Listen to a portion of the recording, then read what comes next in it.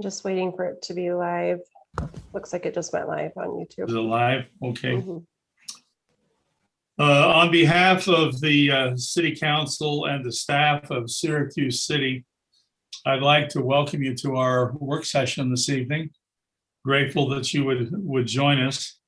Because of COVID, I have a bit of a statement that I need to read.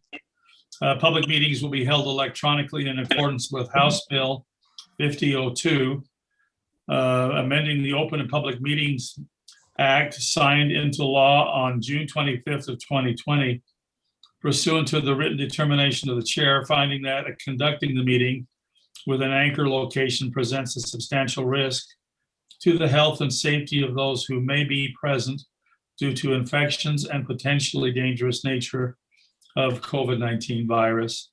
Public meetings will be held electronically for the next 30 days.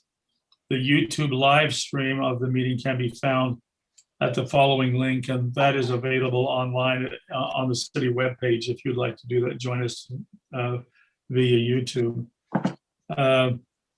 Tonight, you're almost going to have an operatic syllabus next to you as we go through. We're combining the actions of actually 3 meetings this evening. We'll start with our work session and then we'll adjourn from that.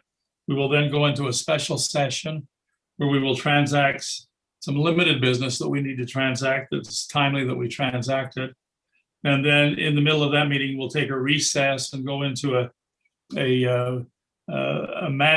building management board meeting, which the council also serves as the trustees of that board. Work session and then adjourn from that. We will then go into a special session where we will transact some limited business that we need to transact that's timely that we transact it. Is that coming from YouTube, Cassie? Yeah, it sounds like someone is unmuted and has the YouTube feed up as well. Okay. I muted it, Mayor. Okay. It's not mine. It was somebody else's, but I muted it. Okay. All right. Thank you. So I've asked Lisa if she would lead us in an invocation to tonight's sessions. And I've also asked then Jordan if he'd lead us in the Pledge of Allegiance. And we want to thank Jordan for providing the flag.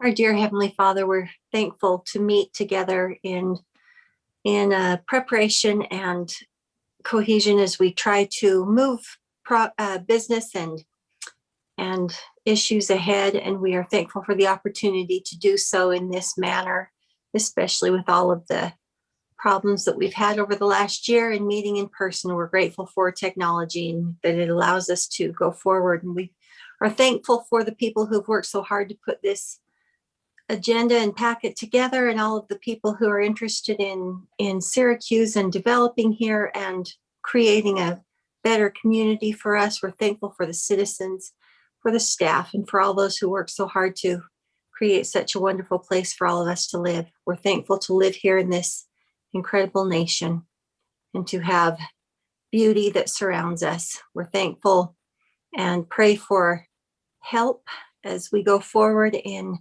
meeting hearts and minds together and in having the same ideals in our sights. And we say this in the name of Jesus Christ. Amen. Amen.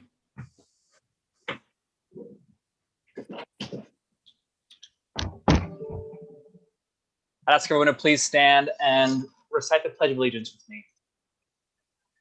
I pledge allegiance to the flag of the United States of America and to the republic for which it stands, one nation under God, indivisible, with liberty and justice for all. Thank you. Thank you. Thank you so much. It's good to be with you. And it will be good to be with you live. We hope that's coming soon. Cassie has indicated that there are several written comments that would like to be read into the record, 7 or 8 of those. And council, those have all been sent to you. They are now, we're housing all those things in Teams and providing them for you in Teams. If you're having trouble getting to that, if you'll let me know, we'll see if we can iron out the wrinkles that are in there.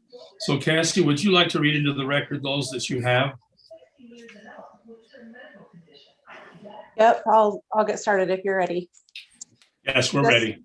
This first one was a handwritten letter that was sent by Elijah and Carrie Smith.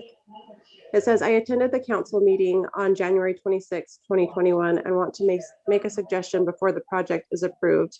They're referencing the development of the old RC Willie parcel. The contractor needs to do a traffic study on both Gordon Avenue and Bluff Road before approval. There is already a new high-density development on the south side of Bluff going in. Will Bluff even be able to handle all that new traffic as well as additional traffic from the RC Willie project? A lot of conversation has been voiced about semi trucks and traffic from the RC Willie parking lots. The only semi trucks were their own, and the parking lots have very small traffic coming and going, not a traffic problem. Why did RC Willie close the store and move? Because they did not have enough sales to justify staying in Syracuse. That is the reason any business would move. The homes bordering the RC Willie property are all single family homes, so why do we need medium density housing added to the neighborhood? Why can't the development be single family homes with yards and parking spaces? The development is short on green space. Don't let it happen. A fee is not the answer to low green space.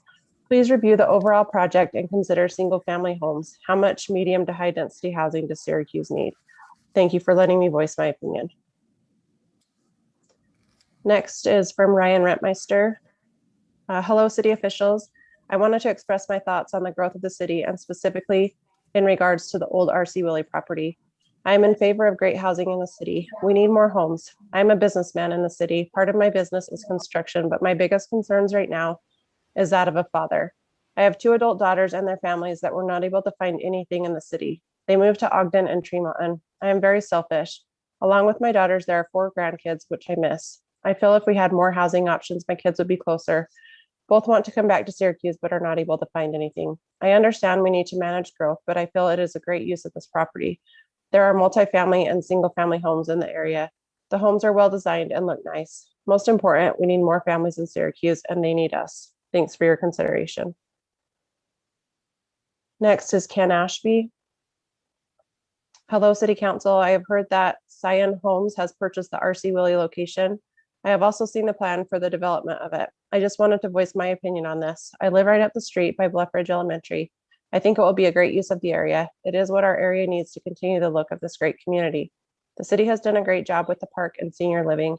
I think this will enhance this area as well. Scion Homes have built several homes in our neighborhood and they are beautiful and well built. Anyone owning one knows of their quality. Please add me to the supporters of this project. Thank you, Ken Ashby. Next is Denise Ashby. Oh, just one sec.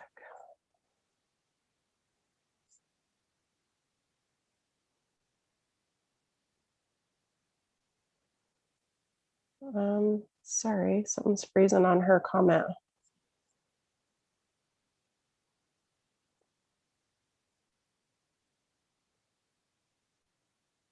Mayor, just one sec. I've got to go to my email to pull hers up Okay. for some reason. Okay. Okay, Denise Ashby says, I have been a resident of Syracuse for 17 years. I was excited to hear about the proposed townhome and single home development for the former RC Willie property. I believe this to be a great option for my children as they are moving out and starting families of their own and would like to remain in Syracuse. Sincerely, Denise Ashby. Next is Denise Moeller. I would like to share my opinion in regards to Scion Homes' proposed development on the old RC Willie property. I am a resident of Syracuse, and as an active real estate agent, I know firsthand the struggle that families are having just trying to find a place to live.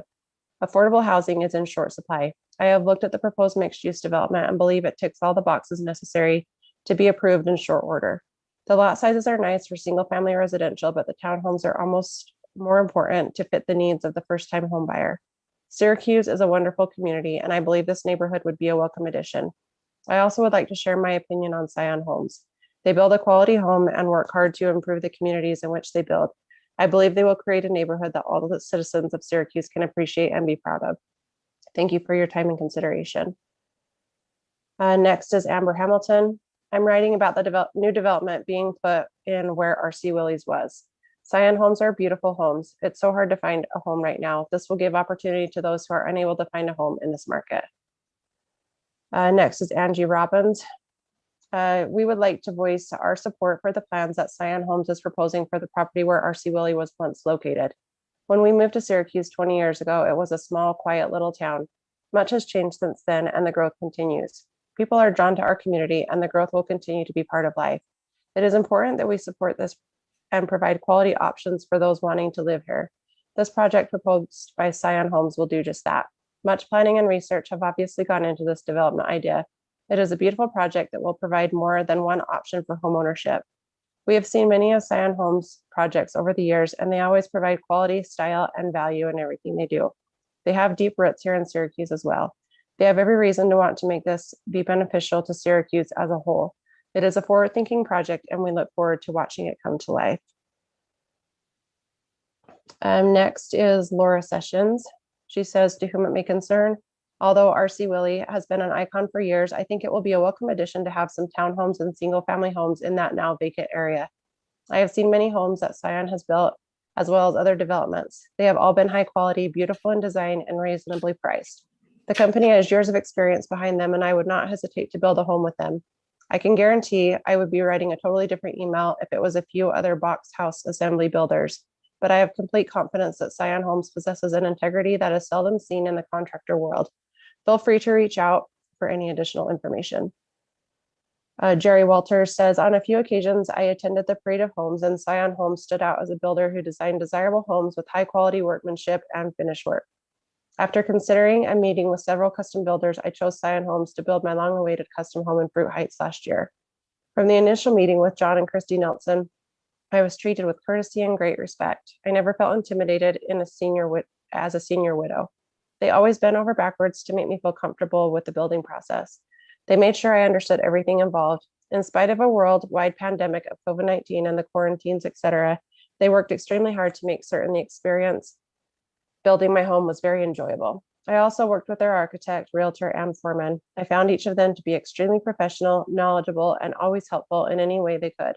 Each of the subcontractors they chose was fastidious, professional, and demonstrated very high workmanship with their responsibilities in building and finishing my home.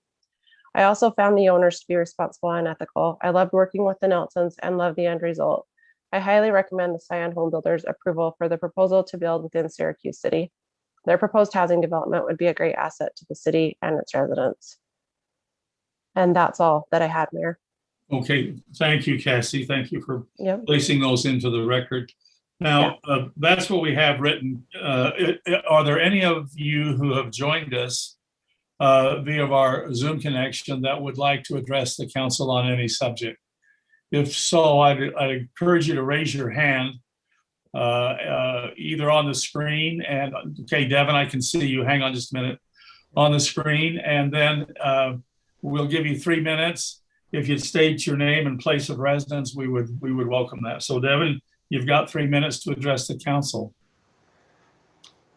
Thank you, Mayor. I appreciate the opportunity. I live at 1696 West, 2640 South. I live on the cul-de-sac that borders the north side of the development. I appreciate some of the changes that the developer has made since the feedback in the original meetings. They're welcome changes. I want to make it clear that I support some townhomes. I'm not opposed to a mixed residential and some medium density, but I am still concerned about the density of the development. I have concerns with Gordon as the Legacy Highway expansion project. Gordon, I'm assuming, based on what I've seen in the past in similar roads, that it's going to need to be expanded to perhaps a middle lane, turning lane. It's already fairly busy, and homes right on, the development seems to have homes right on that, and I wouldn't want taxpayers to have to pay for future expansion and buyout of homes or anything of that. I'm also concerned with the open space, as another commenter made, that the other parks around in the area are already very busy. An in lieu fee just drives more residents, and in this development, many more residents to the current parks. As the city council is aware, we already have space issues on the south side of the city with the parks. There's been bonds and other things proposed that have failed. And in lieu fees haven't seemed to be the best option for providing additional open spaces for the community. I'm also concerned. I appreciate the comments for many from Zion Homes and those that have a relationship with the Nelsons. Some of those comments appear to be from individuals that aren't Syracuse residents. While they can speak to the quality of work that Zion Homes does, I'm not sure that their comments can be reflected on today's agenda item, which is to consider of the general plan. That's what tonight's argument is about, or I don't mean to say argument, but what the agenda item is about. It's not about the home builder. It's about the change of zoning. And so I would just ask that the focus of the discussion be on that and not about the builder itself and those that have relationships with the builder. Thank you for the opportunity to address. And again, I'm supportive of some medium density housing, but would ask that we consider whether or not it's too much as proposed currently in the project. Thank you, Devin. Are there others? Okay, I see John Kirby. Yeah, I'm a new resident here, 2791 South Bluff Road. Just moved in about a month ago. And my big concern, I really don't have a problem with new homes and stuff like that. Just like the previous speaker was saying, I'm concerned about density and I'm concerned about the traffic on the existing roads. I see all these developments, but I'm not seeing anything as far as the roads being improved or help to make up for the amount of vehicles that are going to be here. You look at this, just the RC Willys, with the amount of homes there, you times that by 2, and you're looking at 300 vehicles just for that development. And then you look across the street, there's another development. And then just east of the RC Willys on Gordon, there's another development. Now, these all add up. And with the Legacy coming through, the traffic is going to go past my house to get to Legacy. And it's going to go past the homes on Gordon. So, I mean, I'm all for homes, but I think, you know, our streets need to be developed a little bit more too, or the density needs to be, you know, addressed a little bit better. Thank you, John. Thank you. Anyone else?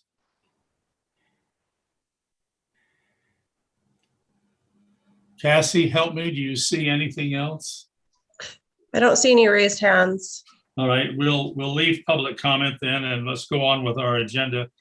We're at item C, a request to be on the agenda proposing a BMX pump track in Syracuse City. Crystal, could you give us a lead in here before we see that? We got an email, the Mayor, Brody, Chad, and I from Zach Randall, who's on tonight. He'll give you a presentation a little bit that talked about the possibility of bringing BMX, which is bicycle motocross, to Syracuse City.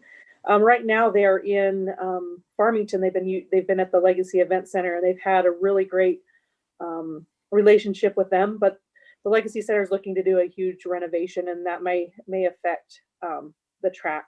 And so we've also been, you know, an email sent to us about a pump track. And so we've been talking to these guys back and forth. And at this point, they've requested to come and present it to the council and see if it's something the council is interested in. Zach's on, and he's got a presentation ready. So if you want to start, Zach, you're muted. Okay, can you hear me now? Yep. Perfect. And am I able to screen share? Yes. Yes. Perfect. Okay, well, I appreciate the opportunity to come in and speak with you tonight about BMX and kind of what we're proposing, and we'll go from there. So introducing myself, again, my name is Zach Randall.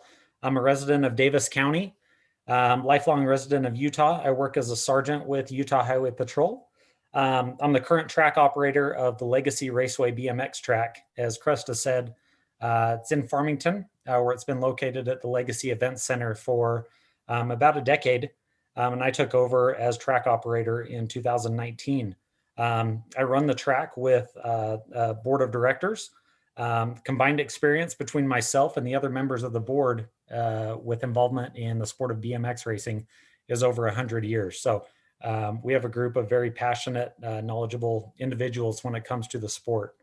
As Krista kind of mentioned, with uncertainty around the Legacy Event Center, we started looking around to see if maybe there were some possibilities to maybe relocate the track or start a new track, and reached out to Syracuse and have met with Mayor Gailey, Kresta, Brody, and Chad Smout a couple of times.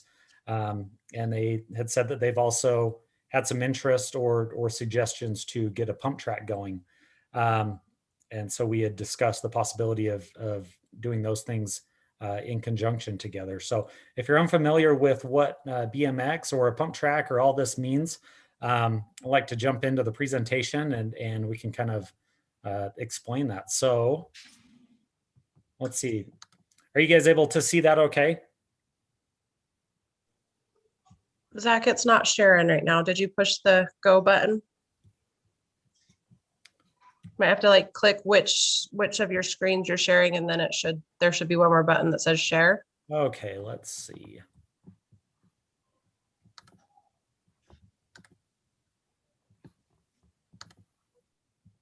There we go. Was that working? Yes. Perfect.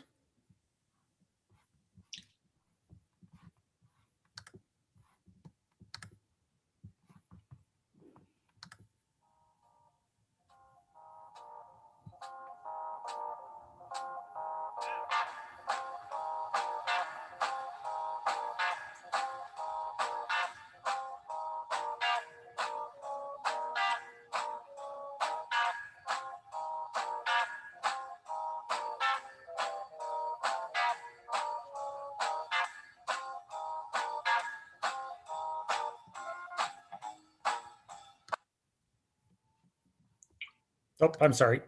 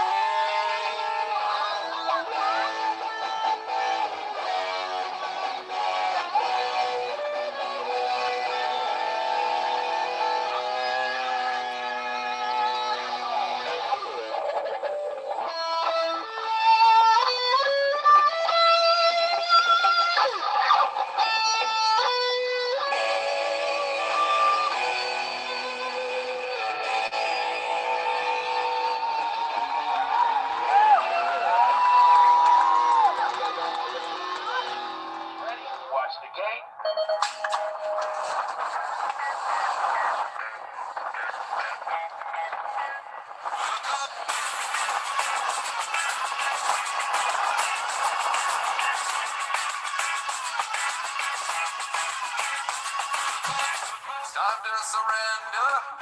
I'm trying to remember, 'cause it's been forever since we felt good. And now it's a new day, it's gonna go my way. We're free on the freeway, it sure feels good. 'Cause I wanna go back to the days of the past when everything was easy. But I'm holding you close and I'm letting you go, 'cause baby, you're the reason. I got a good feeling. Got a good feeling. I got a good feeling about you. Got a good feeling. Got a good feeling. Got a good feeling.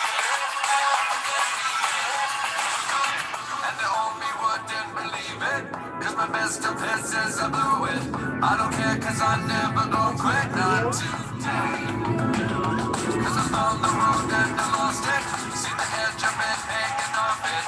Ain't no river too wide to cross it on the way. 'Cause I wanna go back to the days of the past when everything was easy. But I'm holding you close and I'm letting you go, 'cause baby, you're the reason. I got a good feeling. Got a good feeling. I got a good feeling about you. You know it's a real thing. Yeah, it's a real thing. Got a good feeling about you. Life is all around. Why you looking down? Life is all around. So look up, look up, look up, look up. Life is all around. Why you looking down? Life is all around. So look up, look up, look up, look up.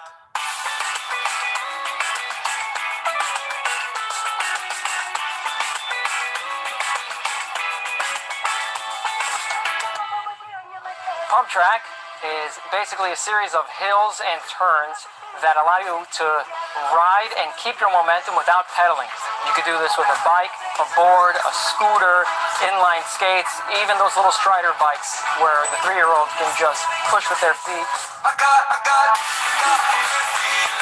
Got a good feeling. I got a good feeling about you. You know it's a real thing. Yeah, it's a real thing. Got a good feeling about you. Okay, riders, random start. Riders ready? Watch the gate.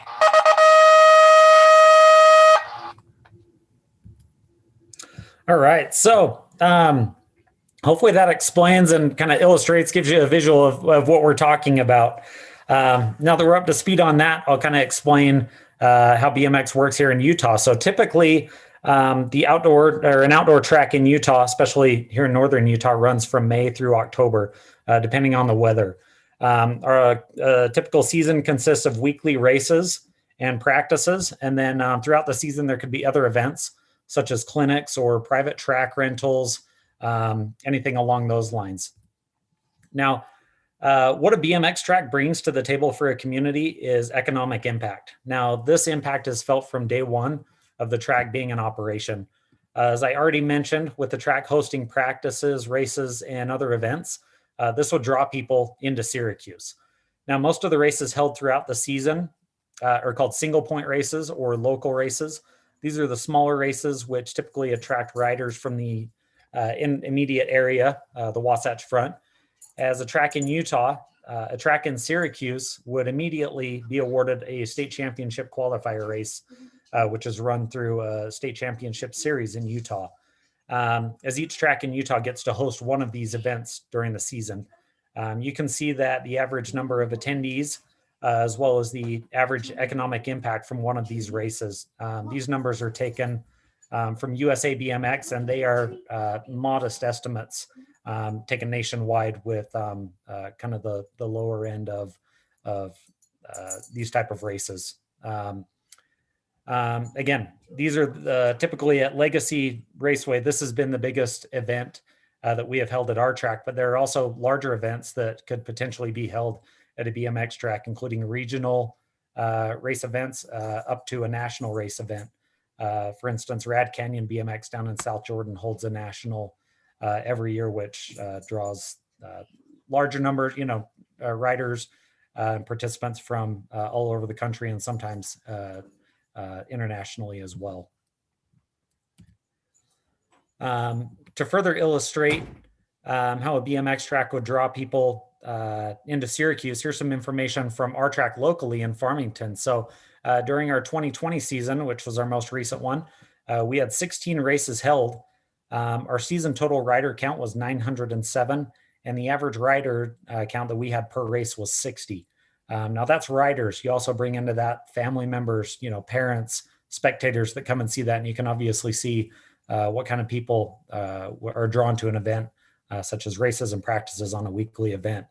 32% of our racers during the season came from Utah County, with the remaining 68% coming from outside Davis County. So you can see that it's not just something that serves and brings in the local community. It attracts people from well outside, and with Syracuse's location right in the middle of Davis County and sandwiched between Salt Lake and Weber counties, you can see the population pool that really lends itself to something like this. I'm sure it's something that, a question that comes up, especially in dealing with something like this from a city's outlook, is insurance. So as a track sanctioned through USA BMX, which is the national sanction body for BMX racing, top-notch insurance is provided for the track.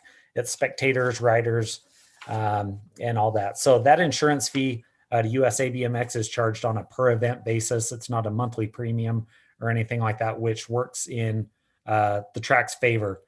This liability coverage is in effect constantly. So even though around a BMX track, there's things to keep it closed off when it's not open, such as a fence and whatnot. If somebody were to get on the track and an incident were to occur, that is all covered through USA BMX's insurance program. Now, going on to a pump track. So when we met with the city, we were presenting the idea of a BMX track. We learned that Syracuse had been approached by others about the possibility of starting a pump track. And we kind of had that discussion about what it would be like to have both of them together. This would be an excellent idea, as they would both really complement each other. Where a BMX track is focused on the structured and organized competition, a pump track is for recreational use for all types of cyclists, not just those racing on BMX bikes or what have you, like you've seen in the presentation so far. So there are many different kinds of pump tracks and bike parks along the Wasatch Front, but there are none in Davis County, at least to my knowledge. And I've lived in Davis County for nearly a decade. So unless there's one hiding somewhere that I'd like to know about, you have many in Salt Lake County, one in Weber County that I'm aware of, but none here in Davis County. So a well-built pump track could be a low-maintenance feature to the city that would no doubt attract cyclists from all over Davis County and beyond. I know many cyclists from Davis County who travel down to Salt Lake often to go and visit their pump tracks. As cyclists visit the pump track and see a BMX track next door to it, this would expose them to the sport and in turn grow the BMX racing program. So you could see the overlap in that. Now, pump tracks are increasing in popularity all over. I'm not sure if this is everybody's first time seeing a pump track, but if you look around again, down in Salt Lake County, St. George, I know down there, their pump track and bicycle park is new, but they're popping up all over. It's becoming something that is really growing in popularity. A pump track, again, some of the things we've already covered, the ideal, the conversation with having it next to a BMX track, they would just complement each other greatly. I was excited when Cresta informed me that conversation had already happened, that they'd been approached by others interested in getting a pump track going. Now, Syracuse is it's an ideal location for a pump track and a BMX track. BMX track is something that's profitable and sustainable compared to some other recreational facilities and features that require ongoing funding just to continue to operate and keep their heads above water. As I stated earlier, the economic impact to Syracuse is a big benefit for a city in getting something like this going. And with the idea of a BMX and pump track together, that would no doubt draw people into Syracuse. And so I see it as a really great opportunity. So again, that's all I have. I really appreciate the opportunity being able to present this idea. And yeah, I appreciate your time. Thank you. Thank you, Zach. Corinne, do you want to lead us out with this? That'd be great. You know, my niece used to ride BMX and it was in Cache Valley, but she won a lot of little trophies and loved it. And we had a lot of fun going and cheering for her. So I seriously would love to try this. It would be great. I think it's a wonderful idea. And it's low noise, you know, overall. You know, it's not like you're having like the problems that they had with the raceway out in Tooele or wherever it was out that way, Grantsville area, and a lot of complaints with noise out there. But now, ironically, they're sad it's gone. Anyway, so yeah, no, I love this idea. Yeah. Any others that'd like to join? I can totally see this next to the regional park. This would be a fantastic draw. I'd love to watch grandchildren riding those bikes. I would have loved to have watched my own children ride them if we were 20 years ago. So I can only see this as a positive. It's actually exciting to consider it. So I'd love to see this. Okay. Yeah, I love it as well. I grew up BMXing, and so it's like it's a passion for me. But the last time I went, I threw out my back, and so I think I'm maybe a little past the age. But my kids would love to get into it, and I think that if we can figure out a way to make this feasible, that would be awesome. Yeah, really supportive. David? You're muted. You're on mute, Dave. You're muted, Dave. I was unfamiliar with what a pump track was, but you have sold me on the use and the ability to attract people. I do think that it would be something that would attract people. We want to do that in the city. I see a lot of potential here. There's a few details I want ironed out before, I want to understand the management of it. I don't want to be creating a new burden on the city, but I do believe that it all lines up to where if we had some kind of a P3 in place where somebody managed the events or the track and it didn't, become a great big huge new burden on the city, then I totally see potential here. I am trying to process where we would put it. I hear the idea of putting it next to the regional park, but I want to flesh out all of the opportunities and make sure that we consider what's there. So I see potential. I just want to make sure that it's not a tax burden, or B, that we do our due diligence to make sure that it is going to be a financial success and not a financial burden. Thanks, David. Jordan? To answer, I think I've heard rumors from various people that one of the things that has been considered is replacing possibly the equestrian park with this. We'll have to look more into that as to see what the utilization of that is versus this, or if there are other places in the city we could put it. But I think as a whole, I actually have been advocating for something like this. I said that we could just move the dirt around behind City Hall and at least get a poor man's version. But this looks a lot safer and a lot better put together. I think my approach was a cinder block and a piece of plywood as a kid. But yeah, I think this definitely has advantages over all of those scenarios. So I would like to see what we can do with this, look at the opportunities and see what the ask of the city is as far as both cost and land and all of that. But I think there is some room for exploration here. Okay. Council, in the economy of using our time wisely, could I skip to D and let me take that one? You remember that in our business meeting, we retooled our Parks Advisory Committee. May I have your permission to call them together to consider this and several other parks-related issues? That we can get that group up and going, and this would be one of the things that they would tackle first, is giving us an opinion on what we ought to do with this and where it ought to go. I think it's a prime time to get them up and going, get them up on their bikes. Could you support that? Yeah. Yes. Okay. No, I Pardon? think that this is something that should be a part of this council. I don't think that we should be outsourcing these kind of tasks. Do you think it is particularly outsourcing it or just getting them to weigh in on it as kind of the body that would give it a preliminary look? Well, let's take a look at what we're doing here. I mean, we're going to talk about whether there's an expense involved, whether the ask includes land, whether the ask includes a location that we have control over. Those are city council tasks. If you want to say, can we get 5 random people from the city to say, is this a good idea or a bad idea? Okay, but I mean, really what it comes down to how we get this done, we're going to talk about land use, which I think is the council's responsibility. We're going to talk about money, which I think is entirely council's responsibility. And in fact, is one of the things that I've always been worried about the Parks Committee, is when they start telling us how to spend money. So Dave, you were on the Parks Committee until just recently. So were you part of no, that? I was not. He's never been on the Parks Committee. What were you on? He was on the Arts Council, Arts Committee. Well, I thought that I switched places with you last year. No, you took over for Doug. Oh, okay.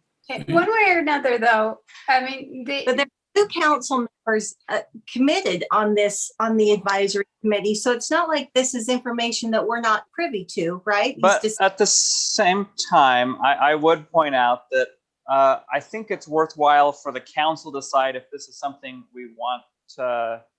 I think there is a little more fact finding to go in before we turn it over to the Parks Committee, in that we need to decide if this is really something. We need to understand what the asks are. So I'd hate to have the Parks Committee go through and, learn that, hey, this is going to be this much land, this many dollars. And they're going to say, well, is that okay? And then it's going to come back to us anyway. I think we need to understand the ask before we take it to the Parks Committee. It's either that, or we ask the Parks Committee to do that work for us, like the Parks Committee is set up to do. So we say, okay, find out all of these things, bring us the information, and then we still are the ones making the decision to go ahead or not, right? So, Okay, I mean, and it's under our direction that the Parks Committee functions. It's not that hard. my opinion is, in the past, that was the problem with the Parks Committee, is they would say, we met, we decided, we figured out what the best use of money was, and then you guys didn't listen to us. And that was a real sore spot for a previous Parks Committee, was that they would come to the city council with recommendations on how we would spend money, and then the city council wouldn't follow it. Now, my concern again is that if we do this, then we have to come up with where the money comes from in our budget. It's not just a random thing. And we have to balance all those factors. So we have to do that work. I don't think that we can outsource budgeting, money decisions, land use, and that's all that's going to be here. I could totally support this project, but I think it should come from city council, not the Parks Committee. I have on principle here to suggest that we're outsourcing when we're asking for input. It's actually opposite of that. There's nobody on a Parks Committee that's sending money out into the universe without the council's approval. We know that. What we're doing, in my opinion, is what we do with every committee, which is there is citizen input, information that comes from people who aren't the 5 people sitting on the committee, but also 2 people who are council members involved in this. And it gets presented to us after they've done due diligence to do some research. It's basically a research committee and somebody that can kind of filter this information, and then we can decide. We are the last say and always have been and always will be, as long as our structure of government is set up this way. So I don't ever, we have to be really clear that we're not suggesting this is outsourcing where we spend our money. We're asking for a Parks Advisory Committee of a few people from the community to suggest some ideas and to do some filtering. And then 2 council members, me being one of them, will have a discussion, as well as our staff members, and then bring it to the council to let them be the final say. So this is every committee. It's the Arts Committee too. The Arts Council says, here's where we'd like to spend the money. And then the council says yay or nay. The Arts Council goes and raises their own money. No, This is not, we fund part of what they do as well, Dave. You know that it's a city thing. it Otherwise, is you a tiny amount. But on your own. just to note though, that previous Parks Committee was like 5.5 years ago that was an issue, and almost all of those persons are now no longer on that committee, and we have let them But know. we shouldn't go down the same path of what caused those feelings. No, but What we should caused those utilize. feelings was they made decisions on how to spend the money and came and recommended it, and the council didn't Dave, agree. If we have a Parks Committee for a reason, and it's to help us to sift through this information. Otherwise, we end up doing all the work and then saying, thanks, Parks Committee, you're just there for ornamentation. So No, there's a different level of things that they can do. They can talk about ways to raise money. We talked about that being one of their duties. But I'm more concerned that you keep emphasizing, Lisa, that there are 2 council members on this. So that says to me that when the Parks Committee comes back with a recommendation, they've already got 2 votes from this council. All they need to do is get 1 more, and it's been decided besides the debate that happens here. Mayor, is there a vote on this, or are we just discussing? No, well, I'm going to Just a rule here in discussion. just a minute. Okay. No, we can't vote, but I can rule. Okay. Uh, Well, I'm just wondering, what is the purpose? What's the ultimate goal here? Because I feel like we're kind of going the rounds and not making Yeah. any progress. It would be my opinion, and let me just weigh in on this and then we'll move on. It would be my opinion that this is not a discussion of whether we have a Parks Advisory Board or not. That is already part of statute within the city. We have that board. The question is, are we going to use that board? And so it would appear to me that the majority here feel like we would like to use the board. So Cresta, would you gather that board together, and would you begin with the discussion of the BMX track with the sundry other items that we've talked about land acquisition? There are a number of things we'd like to have their opinion on this from the staff. So Cresta, would you mind gathering those together? Of course. Okay, thank you. Let's move on. Let's go on to item number E, discuss what CTC is involved in an activity called illumination. And I saw Curtis was here. Corinne, can you give us just a little heads up on what this is all about?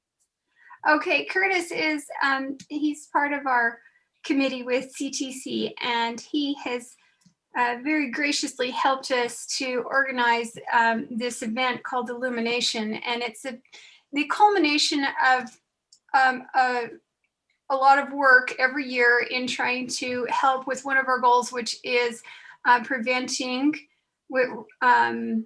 more than 2 weeks of having depression in identifying that, and also with suicide prevention in our schools.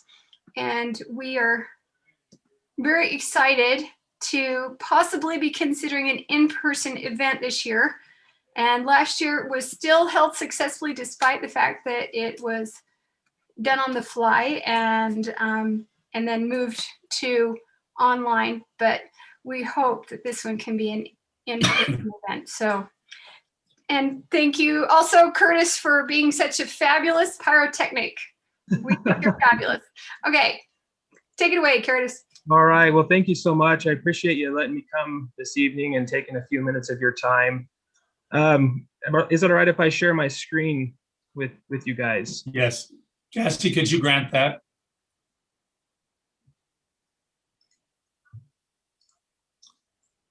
Okay, you should be good. Okay, thank you.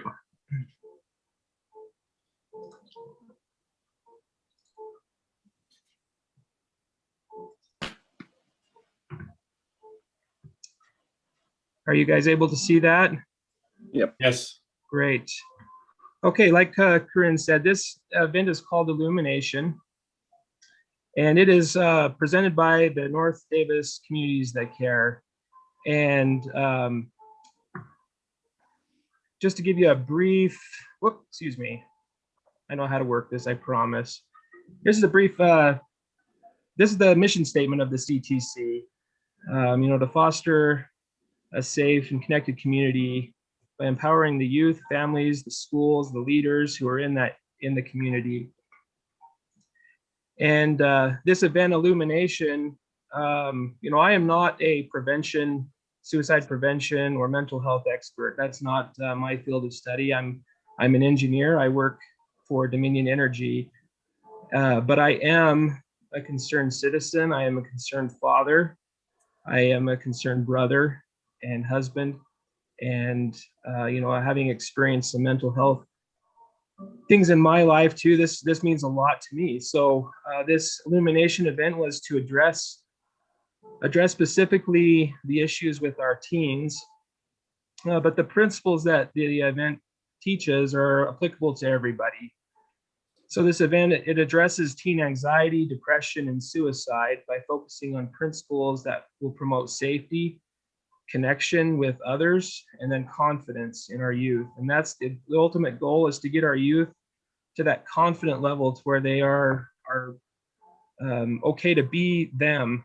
And so this event it's funded almost entirely by community sponsorships. We're in that phase right now of seeking sponsorships for funding the event. Last year we had a substantial group of sponsors, which we were so very grateful for, and we are working this year to do the same.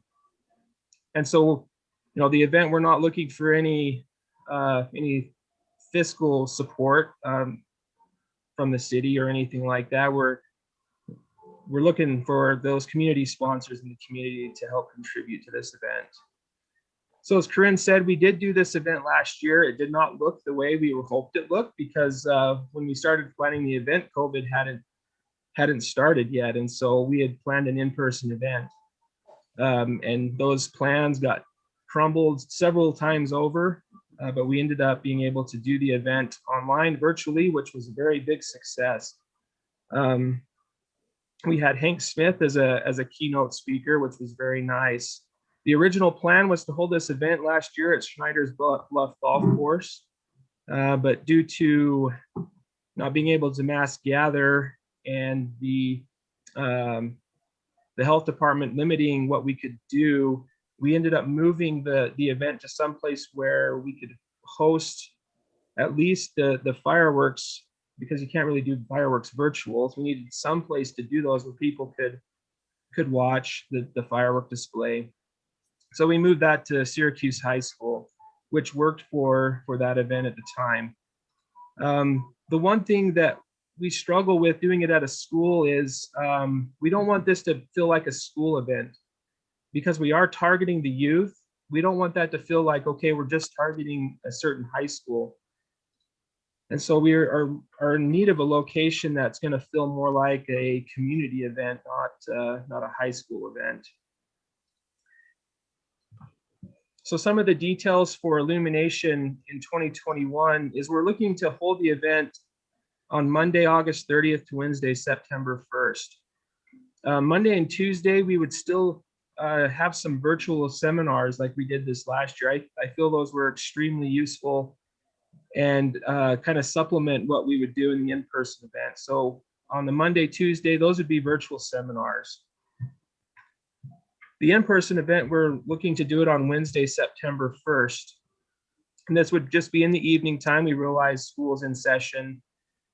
And so we would start the event around 6 o'clock and then go into the early dark hours with the fireworks show.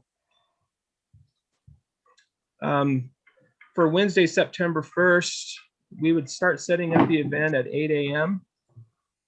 The event, like I said, will begin at 6 p.m. and then the fireworks will go approximately 9 p.m. as it gets dark. And then Thursday, September 2nd, would just be finished cleaning up in the morning hours. So we have, basically there's two separate areas that we're looking for.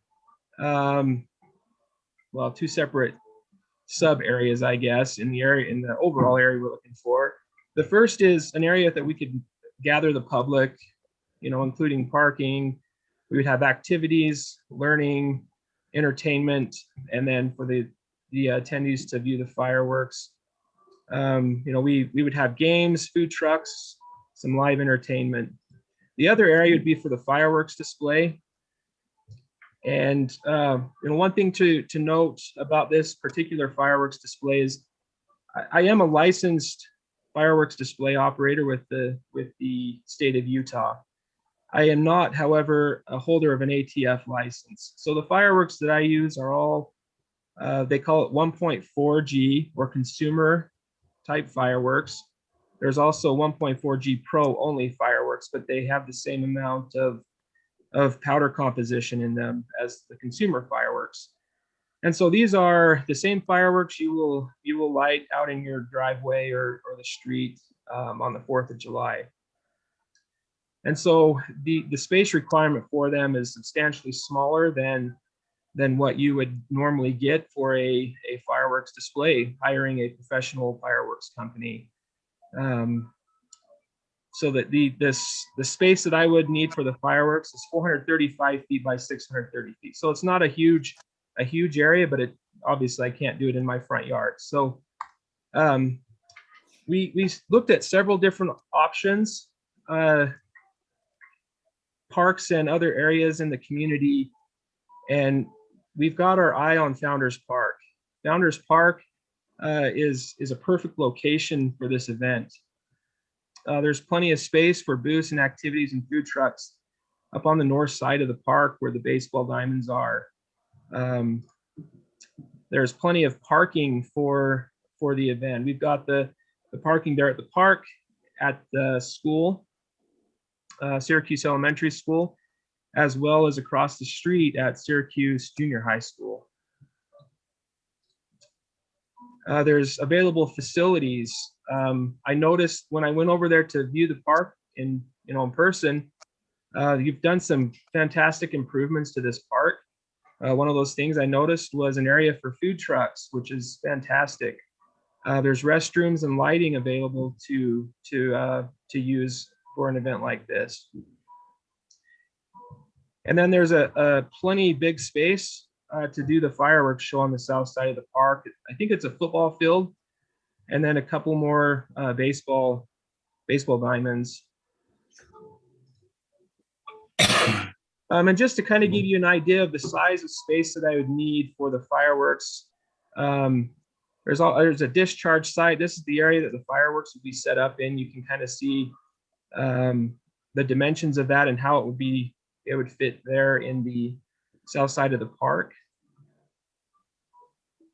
Then there's a restricted area that nobody can enter but those who are authorized to enter. And then this red zone depicts the fallout area that would be necessary to do the fireworks. In theory, this is the area that fireworks will, nothing will explode outside of this area. Any duds that may happen will fall within this area, so there's no hazard to the homes nearby or anything like that. And this is following the NFPA 1123 code for fireworks displays. So this is the national code that governs these displays. And I mentioned the types of fireworks that I use. They're not the huge display fireworks, they're the consumer fireworks. So this is a couple of pictures of our setup last year. So you can see kind of the size comparison. There's just the fireworks that you would use. This is kind of a flyover of the area. This is a very similar size setup that we would do at Founders Park as well. And this just kind of gives you an idea of the fireworks setup that we would use for the event. And there are homes right in the backyard of this too. Correct. Actually, the homes were closer to us last year at the high school than they would be at Founders Park. So we have quite a bit more room to to have as a buffer at Founders Park. And sorry for my crude rendering here. I just went and took a picture of Founders Park and then kind of overlaid it with what the show would look like there at the park. So you can see, you know, the height of these is not quite as high as you would get at a, you know, from a display firework, but They're amazing and impressive with that. Just from attending last year, I was amazed. so, and I apologize, I don't have any pictures of you know, the booths that we were hoping to have or anything like that, just because we weren't able to do that last year. But you can kind of picture what that would look like just from, you know, from other, this would look very similar to what any other type of event would be, with activities and food trucks and things. And then we would try for some live entertainment and of course another keynote speaker for the event. And that's all I have to present. If you guys have any questions, I'd be very willing to answer those. I know that there was. You're muted. David, could you lead us out, Dave? So I just need to understand what the ask of the city is. I mean, right now I hear that the ask is, could you use Founders Park? If Correct. that's the ask, I don't have an issue. Is that your only ask of the city? That is my ask of the city, is that we could have Founders Park used for this event, that we can have a home for this event. Syracuse City, obviously the North Davis communities that care, they cover several different cities. Syracuse City is kind of that central location. I think it's a great location. And Founders Park is a perfect location for an event like this. So yeah, that's our ask, is the use of the park for the event. Last year, there was a request to pay for the fireworks. Is that the request this year? It wasn't a request to pay for it. It was just to help in the last little bit of it. There was like $500 that we were looking for last year. I would love to hear what Crest has to say on this, just because I know that's the football field. And Yeah, that's going to be my one concern, just as I see the setup. What happens, because that's the middle of our football season. If something happens on that field and there's something that goes wrong, because I noticed that there's like nothing underneath the fireworks. That's my concern, is that if something happens, you know, around that area, that would take out our football field. So you mean That's like a really good concern. So my first question would be, no, that's a good concern. So my first question would be, is there another way to do this that offers more protection to the field? Like, I know what we do when we launch fireworks is we launch them from Centennial, which is just across the street and isn't used for sports. And then these don't go as high as the problem. No. Right. I think they'd have to be there. I'm just concerned if there's any way to protect the grass, especially if something happens or goes wrong. Like I said, even that Wednesday we have football practice in that whole park, so we'd have to, you know, change that, which we could do if it's just going to be that Wednesday. But yeah, like we would have games on Saturday, so if something happened, it would be detrimental. so what I'm asking plywood is, or something. Yeah, what I'm asking is, can you put this on like pallets, or I know pallets are wood, so maybe that's a really bad idea. I'm just letting that be, you know, that's not my only thing, but could you put this on something that is more protective of the field, just in case? A good majority of the fireworks are on plywood, and maybe you couldn't see that from the setup.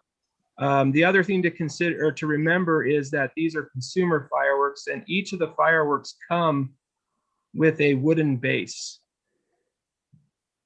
And so in theory, they're all on wooden base. The other thing to remember is these are consumer shells. The powder content in them is not nearly what it is in a display shell. If one of them goes off on the ground, it is not going to cause any damage. The powder content is just not significant enough. So I would say that you've thought this through, and it sounds like there's not a high risk. If the risk can be mitigated, that's the concern to the city. I don't have an issue with lending Founders as the home for an event like this. I agree. That's Can we my- run the One more sprinklers that chat. morning? Oh, One more- please don't. I know that you guys played a huge part and you cleaned up. You guys will, the CDC will still clean up the park afterwards. Correct. Definitely. Syracuse High School looked far better when we were done than when we got there. I will say that. Yep, and we learned a lot about the most effective ways to clean, and we're going to use more care in the equipment we we use to clean. Maybe take a few hours off it, but I'm not just okay with it. I think it's a great location because Syracuse feeds into Clearfield and Syracuse High, and that seems to be sometimes if you do it at one of the high schools, it tends to be a little bit more tribal. And I like the idea of having it at Founders, which I grew up with all of our fireworks being thrown up at Founders. We used to sit on our roof and watch it at Founders Park. So it's been used in the past. I'm sure it wasn't as nice as it is now, Cresta. So I think that we'll be really careful, and Curtis has things figured out. But I'm excited about the prospect of doing it in Syracuse, but also to kind of make both community areas and West Point as well. They're kind of joining all of these little Davis County areas. These West areas are joining the CTC, and I think it's a great idea to have it here. Me too. I'm proud to be a part of a home for this. Seth, do you want to weigh in a little? Yeah, I mean, I think this is well thought out, like everybody said. I don't have a whole lot more to add, but I think I'm just grateful for people like Curtis who come from diverse backgrounds who are willing to jump into this very important field. And these issues are not resolved by just professionals, mental health professionals. This is all of us. And so, first of all, thank you. And I think as long as we can put in any effort possible to preserve the fields and meet Cresta's needs, I'm 100% behind it. I love the idea of bringing people to our community. That's why I moved here. I love this community, and I think bringing people here to show that we care, super important. So thank you. Okay, Council, I'm going to move us on. Let's go to F, and I'd like to direct your attention to shoot labeled Elliott. Randy has requested an opportunity to visit with us this evening. So Randy, we're all yours. Thank you, Mayor and council members and member of the public. As you've seen on the agenda, some of the items on there, we're redoing our courthouse right now. And if any of you guys have been downtown to Farmington and taken a look and seen the big gigantic hole behind the old courthouse, we're remodeling the original 1930s up front. The 1940s and 1970s, the cost was way too much to even consider remodeling that. And so we brought down the 40s and the 70s. Surprisingly, the 40s came down quite quickly and quite easily, which is kind of scary. Considering if there was an earthquake, it was like toothpicks. It just came down quite easily. The original 1930s up front, kind of interesting, which you'll read in that article, they encapsulated the 1880s. So there's actually an 1880s courthouse encapsulated around the 1920s, the 30s, 1920 to 30s. That's when they decided to do that remodel. So that is ongoing right now. A lot of questions are, what is going to be housed in there? Thanks to this wonderful state legislature where we have been mandated to provide services called indigent defense, one of only 2 states in the union that have to do that. And then also Dave laughs because it's another one that we have to do is pretrial services, another mandate on the county. So this requires the county to hire more staff, which another mandate from the state. When they complain about mandates from the federal government, we at the county level complain about mandates from the state level. So they'll be housed in that building as well. And so we have on the first floor will be indigent defense and pretrial services. Second floor, we're restoring the original old courthouse as well as on the second floor. When we took off the false ceiling, we could see the original corbels that were up there above the false ceiling. So we're going to restore that into some conference area space. The American Legion for this area has always been a part of our building. They brought forth documentation from the 40s and the 30s and 70s that they've always been a part of our building. So we're giving them a little bit of a space, and then also space for the county when it grows. We also provide you guys with a portfolio so you can see what commissioners' assignments are. Commissioner Bob Stevenson came into my office about January and saw that I was in a fetal position because of animal care and control. And so he decided that he would relinquished me of that responsibility for the last 4 years in economic development. And so Bob now is over animal care, which he still refers to me to run everything, which I'm like, wait, Bob, I thought you took this over. How come I'm still fielding phone calls about dogs and leashes and mountain lions and everything? So Bob hasn't quite taken that all over yet, but he's getting there. Some other items of interest I know you guys had conversations with. We are running that animal care bill, which was presented to you guys a couple weeks ago. Carrie Ann's bringing back a substitute on Wednesday, which I'm going to go up and testify to, about the ability for counties to still be able to, the ability for cities to be able to still work within their ordinances. Our whole thing about this is collaboration, that the cities will be able to go forward and write the ordinances for the county. So, personally, I'm okay with the ordinance change in the bill language, but that'll allow the county to have its own tax rate for animal services. We're allowed to go out and do a service district, which we looked at that and said that'll just balloon costs, which we're all about saving taxpayers. And so we made the rate at 0.2, which currently the county budget for animal care services is at $3 million. That will allow us to go out for bonding for a new building, and then also for the staff that may be needed, because our population still continues to grow, and with that population, pets continue to grow. And so with that urban population growth, we still will be able to handle that. Animal services is like a law enforcement service. It's a 24/7 type thing.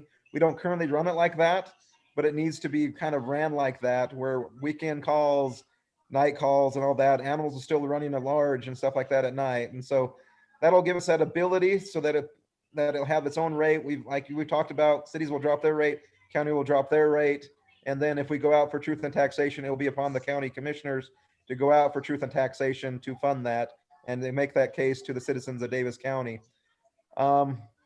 With that, also, we've had conversations about the paramedic services, how that will transition, which I'm sure Brody has talked to you about that as well. A lot of different things happening in the county. We've got tourism dollars that we're spending within your communities for different projects, working on different trails throughout the community. Also working with to get over this COVID. As you know, we've got the working center going right now at our Legacy Event Center for mobile shots to come in, drive through. We're also looking at standing up a second location, possibly our Layton Conference Center for a second location. People come in and get the shots. The only problem is that we don't have enough dosage right now. And so we're waiting for the dosage to increase in order for us to be able to go out and do that and provide more services. So I'll open up to questions because I talk fast. So I'll open up to questions to the council and the mayor for any other questions about the county, what we're doing, and I'll field those questions for you. Okay, Jordan, do you want to start? I think the big thing is we've, as you mentioned, we've been talking to some of the Davis County personnel about some of the tourism ideas we have for the community. And so we would like to have future conversations on some of the ideas we have. So yes, please continue to keep working through that. Let's, I think one of the big things we have is that we need to capitalize on a little bit better in the community is just the Antelope Island. And we want to really push the bicycle community out here, as you've seen with the BMX stuff and also our bicycle trails. So watch for some more information on that. We will be looking to possibly work with you guys for some additional markings on the Antelope Causeway for bicycle trails. Okay. And I was with my tourism director today. We were talking a little bit about Syracuse because she knew I was coming to this council meeting, about how can we get people to stop in Syracuse, enjoy the atmosphere, eat there, instead of just driving right through. Yep. We would love your help with that. And like I said, that's one of the proposals we have that we'll be coming to you to partner with you guys on some of those items. So glad to hear it. And we'll be talking more. Very good. David, you were chuckling. Well, I mean, first of all, let me just say, Randy, I mean, I know that animal control has been a really big issue in Davis County and difficult with the nature of just the way our county is laid out. But thank you for what you've done, because I think you've done a great job with that. I know it's been a lot of work. I know that it's challenged, and I know that it needs a lot of work. What I particularly think is that your solution that you took to the legislature of finding a way to fund this was well conceived. And I'm kind of disappointed that it didn't go faster, because I think that, I mean, when I look at both urban and rural counties alike, there will come a point when counties need to kind of take over something like this. So I felt like, you were on the right track, and good for you. Thanks, Dave. I don't have a lot of questions about other things in the county right now. I think that it's going well.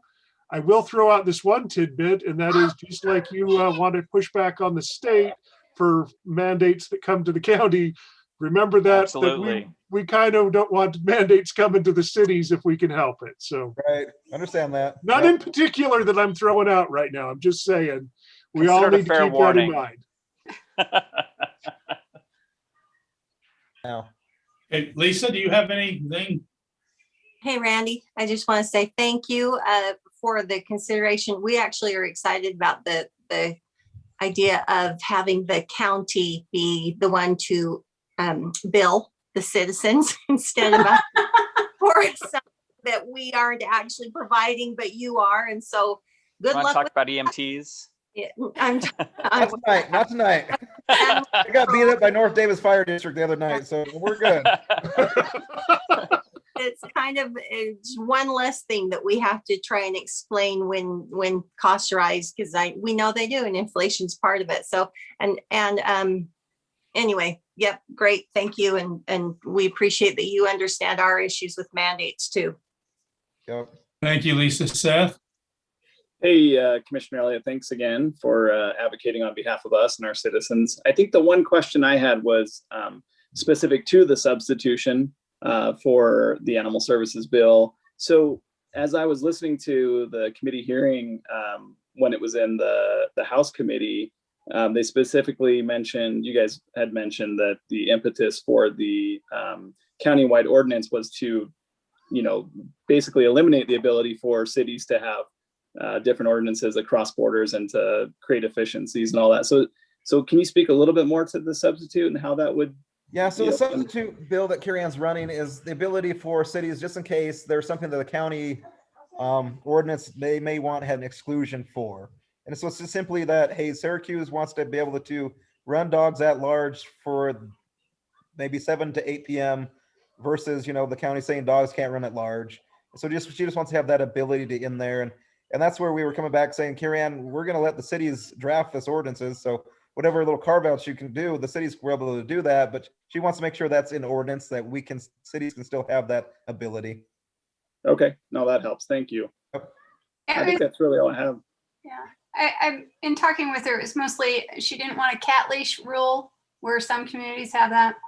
And then also for whatever farmers do still slaughter animals, they could continue to do so without becoming a felon. So, well, that's always a good thing. So just one question. Yeah, go ahead, Corinne. Just, and it's good to see you. I've got stories about that, particularly polygamists that do their own thing in West Bountiful, and we're slaughtering animals left and right. So that's probably how that came about. It was because they just, yeah. Well, some of it's fine, but when you're actually harvesting for farm purposes, then it's okay. Yes. Anyway, so just curious, do you have any updates on how things are going with the jail? Because I have residents who ask, and I'm like, I don't know any details. I don't know how much you can divulge. So in what particular areas? Than COVID or just the medical wing, or what are we talking about? We're talking mostly with the problems that occurred and had new leadership step in, and I guess it was a staffing issue. I'm not sure. So with the current sheriff that came in, so I hate to throw previous sheriffs under the bus. Oh, sorry. No, that's okay. No. But we have a new sheriff in town, and Kelly Sparks has been doing a great job with the transition and morale at the sheriff's office. I knew that morale was bad because we have some friends that used to work there. Sorry. It's doing really good now. Also, just kind of give you guys an update. So when they built that facility, they had 300 beds in a small medical area with about 10 beds in that area. Then they expanded and built on another close to 600, 700 beds. So they have 1,000 capacity now. They never did anything with the medical area. We looked at that and said we had 6 jail deaths in 2017 with the opioid usage and stuff like that, a lot of overdoses. And so we looked at in our budget and said, look, what can we do to build a bigger medical area? We broke ground on that about 2 weeks ago. We've looked in-house saying, okay, where can we find these funds? We're able to find funds inside our county budget and say, look, we don't want to go out for a tax increase for this. Let's find it within. We did a short-term bond that's less than 10 years because we're using the jail revenue tax that was built for that jail for that expansion. Plus also we found money from inside our budget to build this. So we are building a 2-story. First level will be for the medical. It should have close to 30 beds, women and female, and a common area, and also other areas for our staff and for the doctors and for nurses that are housed down there. And so that will actually triple the ability to take care of those inmates, also with the pull-through area. Because right now, if you get injured at one end of the jail, we got to drag you all the way up to the other end of the jail to where we can go through the outtake to have the ambulance pull in. This will allow us to be halfway in between. And so we'll be able to get you to your medical care that you need right off the bat. But hopefully this will be able to house most of the stuff in our own jail instead of having to escort and take them to the hospital where we have to take 2 deputies to be able to be with each person. So. Okay. Thank you for a firsthand explanation, because I never dared to say anything because I'm like, I've heard, but I best not say. So thank you for firsthand, and appreciate that's being addressed. And thank you. Yep. Randy, thank you. We appreciate you coming. Thank you, council members. Thank you for all you do. We'll be in touch. You all know how to get a hold of me. You all have my cell phone number. Usually, almost every you guys do. So feel free to call about any other questions and any other concerns that you have. And I'm always welcome to phone calls, and also go out to lunch and just kind of have the conversation of what's going on. So thanks, Randy. Thanks, you guys. Thank you. We had a representative from Comcast approach us and want to present to the council this evening. Brody, do you see that individual here? I was looking before. I don't know if anyone is. You may want to ask if anyone here is representing Comcast. The gentleman that contacted us, Mr. Joseph Silverswag, is the government affairs manager for Comcast. Is there anybody here representing Comcast? Hearing and seeing none, council, I'm going to table that for now. And let's go on. Let's go to item H. Consider options for replacement of the wall at 2200 West in Canterbury Corners subdivision. And Brody, I can't remember who was lead out here. Okay, I got it. You got it? Yep. Okay, I'm going to share my screen here.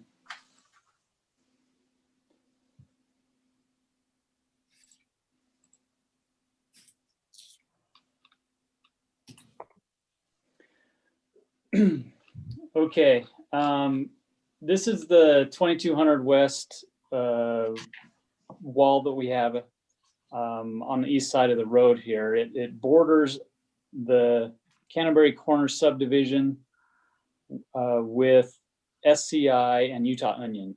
So that kind of gives you an idea of where we're talking here in the city. This wall was built prior to the subdivision many years ago, and it was required to be built by the city of the developer at the time that the subdivision came in. SCI, Utah Onion, already had a fence for their yard. This was a way for the subdivision to be buffered against what otherwise would be, I think most consider maybe kind of an industrial looking area. So the developer built it. Since then, a lot has happened, we found out, some things about it. First of all, it is unsightly. There are holes in the wall that look to be caused by vandalism over the years. There's some graffiti issues that we have to deal with that are difficult to deal with because of the material. It's basically just I think it's a cinder block or a cement block wall. We've had our inspectors look at it, and the wall is actually not, in their opinion, stable from a structural standpoint. And so we're at a situation where something needs to happen to the wall. And one of the questions is, okay, so who's going to do it?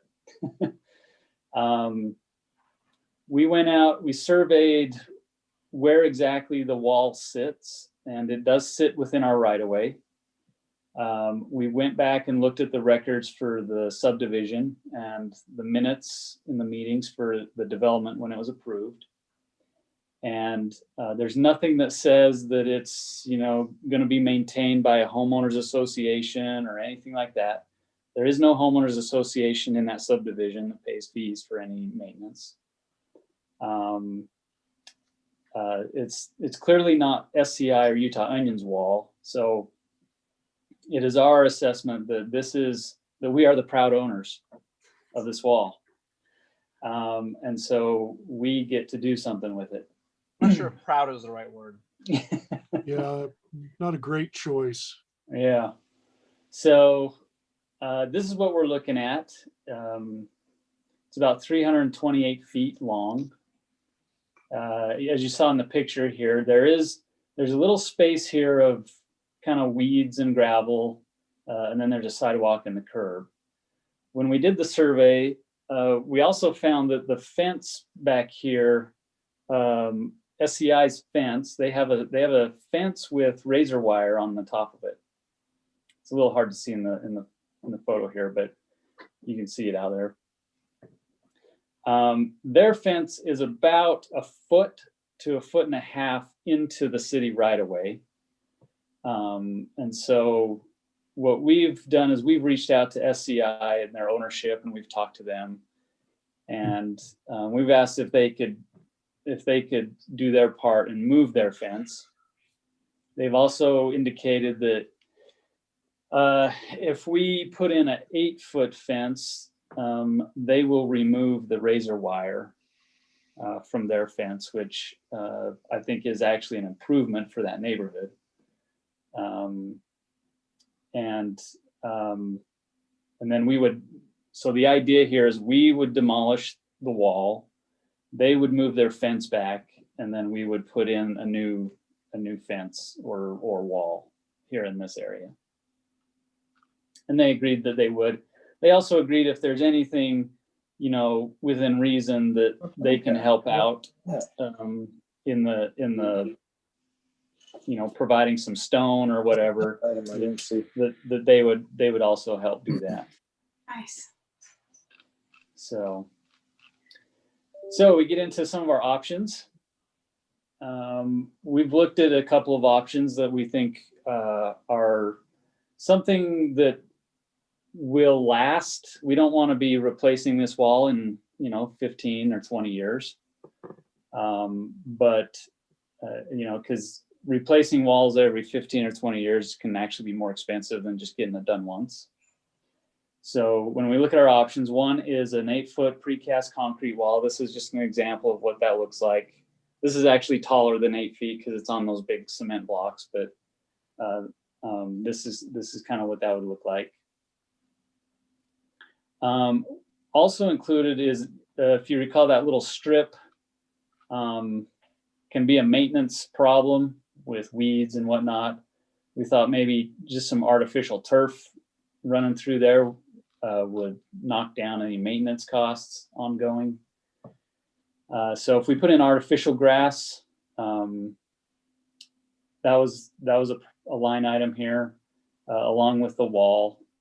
This would be somewhere between $96,000 and $112,000 for that whole project, including demolition. Can I ask you about that line item while you're there? Oh yeah, absolutely. So, I mean, I hear why that's a good idea, but would it not be just as easy and more permanent to just concrete right up to the wall? Yeah. Is there a reason why that doesn't make sense that I'm not seeing? No, that is an option.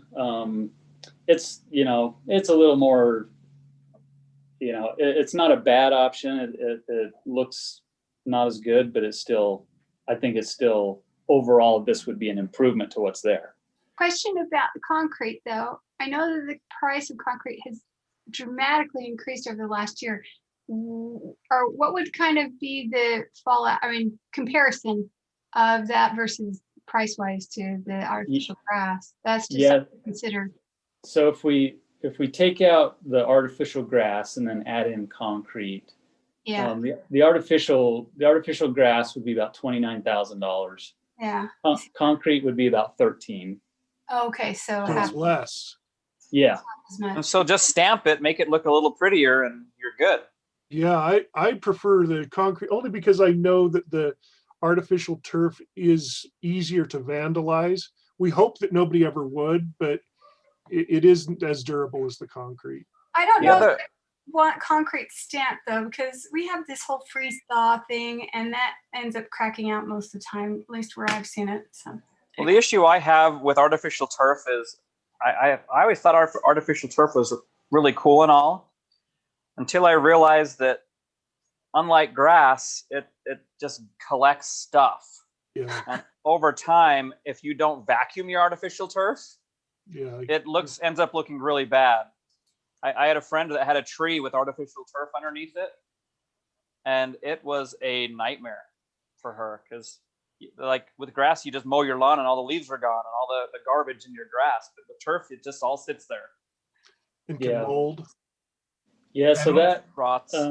So that's about half the cost there for to do the Oh, concrete. sure. You can also do, one idea we had was the 6-inch, cobble rock or something like that. But the concern we have with that is 6-inch rocks can be thrown into the street or at the And wall. as I say, that's what we were hearing was the original destruction of the existing wall. Yeah. right. So this is the second option. This is where you would consider this to be a wall. This is more considered a fence. Right. This is a Simtech product. It is more durable and it's thicker than just your vinyl fence that you see in a lot of the backyards here in Syracuse. This is it's less expensive, so this would be in the $70,000 to $80,000, $87,000 range. How does it stand up to BB guns? Probably Pretty not. good. This is made, so I used to, in former life, they used to be a customer of mine. And so I've been down through their plant, and this is made a lot like the way they make lifetime tables. It's that molded hard stuff, and except for it's thicker because it's outdoor grade. So think of that. That's kind of what you're getting, is that lifetime table with about double the thickness. But is it hollow or is it? Yeah. It's still hollow. And my guess, it eventually will then become brittle and break like a lot of lifetime stuff. Actually, no, because it's outdoor grade. It's a different process. Don't all vinyl products eventually deteriorate with ultraviolet light? That's what I thought. I saw stuff at their plant that had been sitting out for 30 years that looked brand new. But it looks like they warranty the color for 10 years. Is that right? Yeah, that is correct. And the product has a longer warranty. I think it's 2025 or something like that. Yeah. They claim it holds up to rocks, golf balls, baseballs, and other similar hard objects. They just bounce off. It doesn't. How about teenagers' feet? How about what? Teenagers' feet? Teenagers' feet kicking the wall. If you can't drive a golf ball through it, I don't think you can drive a foot through it. It is a lot more durable than your standard vinyl fence. How Now, does it do with wind? Just curious too. what's that? With wind. I think it's Wind. rated It's over solid. 100 mile an hour wind. 110 to 130. Yeah. Yeah. Okay, so it's got some steel structure to keep it in It place. does have steel structure inside. Okay, so and then how far do those footings go down? Like 4 feet? I'm guessing past the frost line or It something. So you depends don't- on well, yeah, I think it depends on the frost line and where you're at. And the height. Yeah. And the height. otherwise you'll get heave and then your fence is a bust after a couple of years. Yeah. So, I mean, this is a durable product. It's obviously, concrete is going to last longer. It's because it's concrete. But this is a durable product that we felt was, we're not recommending a traditional vinyl fence. I don't think that's going to work. I don't think that's good for the city. We'll be maintaining it, and it'll be a nightmare. We'll probably be repairing it, but these are the two products we felt were, good enough for the council to consider. And so, in my memo, I just put together some of the concerns with either of the options, the stone or concrete versus artificial turf, and the concrete wall versus the Simtech wall. In looking at the dollars and funding source, obviously this is not a planned project. This is something that we've discovered. It's more than just an unsightly issue. It's a structural issue and a safety issue. We think that probably the best thing to do, we would want to set aside some money in our capital fund for this, allocate it for it to be completed either late this fiscal year or early next fiscal year. And we would probably use a projected surplus for the end of this year to fund it. From a budgetary logistics standpoint, we're thinking that we would do a budget opening in April timeframe, somewhere in there, where all of the adjustment to the budget could take place. Completely unjust. Could we acute this or could we make this part of a COVID problem? It does facilitate social distancing. That's good. Just trying to look for a creative solution. No matter whether we do whichever product, I'm thinking, yay, go for it on this. Let's get it done. And I do. Oh, sorry. Go ahead, Seth. Well, I was just going to say, I would prefer the concrete wall. I think that the other option's a great solution, but I think, 25 years from now, let's say we do have to replace it. What's a fence going to cost us in 25 years? Whereas it's whatever, 10, 15,000 more here, hopefully. Double that almost. At least for if you're just looking at the cost of the actual product, one came in at, I think it was 30. The other one was about 17, if I remember right. So just the wall. So one is 37. The other is 62. 60. Yeah, so 23 more. So 23K more, we get a lifetime product, not a lifetime table. So double thick lifetime table. That's my opinion. So Seth, you say concrete? Yeah. That's what I'm hearing you say. Corinne? Sorry.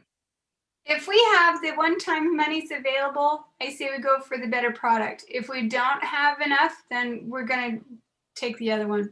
Okay, one way or another, we should do it. Which is the better product? I think the better product is the concrete because then it's one and done. Mm-hmm. But yeah, hopefully the money's there.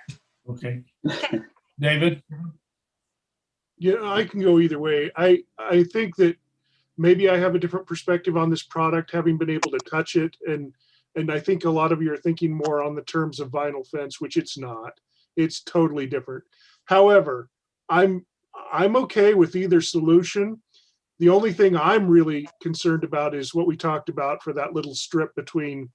I do not want artificial turf or anything because I think that will cost us more money. Okay. I just want to do it in concrete and be done with it. Okay. I agree, Dave. Jordan? I think it's a toss-up for me as well. I think both of them are good products. I do think the concrete has more durability. So I'd probably lean towards that, but I'm on the same camp as everybody else is. Okay. No to turf, no to the giant rocks. I think you put concrete down. Corinne, I know stamping isn't, maybe that's not as preferred. So just lay the concrete down, put in the stress lines, and let's make something that will last and not create a eyesore for the future. Okay. Lisa? Same opinion, nothing to add. Okay. Brody, do you have what you need? I think so. Council, we'll have to send this out for an RFP. Council, can we put this on a consent agenda? Let me ask this, if you can send it out for an RFP, can you ask the contractors to decide or recommend on either? I mean, because then we'd have actual numbers, not estimates. If somebody came back and said, hey, I can save you 50,000 on the other fence or something, I'd be wanting to hear it. I don't know that I would say if they have a third item that says, hey, you know, this is actually a good middle ground between the two. Yeah. I'd like to see what they come up with as a wall, just knowing that we want at least a 30 to 60 year lifespan. Yeah. 100 I'm years. flexible. I want to be open to let them help us solve this problem if possible. Yep. Yeah, we can structure that way. Okay. All right. You've got what you need, Brody? Yep. Consent agenda. Council. So what are we consenting to? To an RFP? RFP. For RFP? To an RFP with several suggestions. Yeah, I can consent to that. Yeah. Yeah, I don't think you need to vote on that yet. We'll bring it back when we actually get the bids, though. All right. Okay, that makes more sense to me. Okay, we didn't have to vote to RFP. Okay. I didn't. All right. Noah, you're up.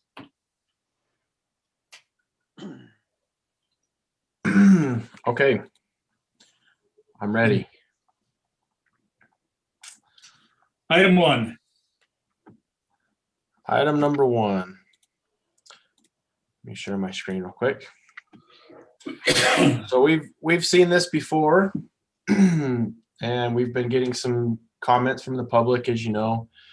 The applicant, John Nelson, I think I saw him here in the meeting, so he can answer some questions. The only difference between this time and last time is that they did modify their plan, and I'll go over their amendments with them. And also I wanted to kind of go over the site acreage. So the general plan does already call for medium density, 7.5 acres.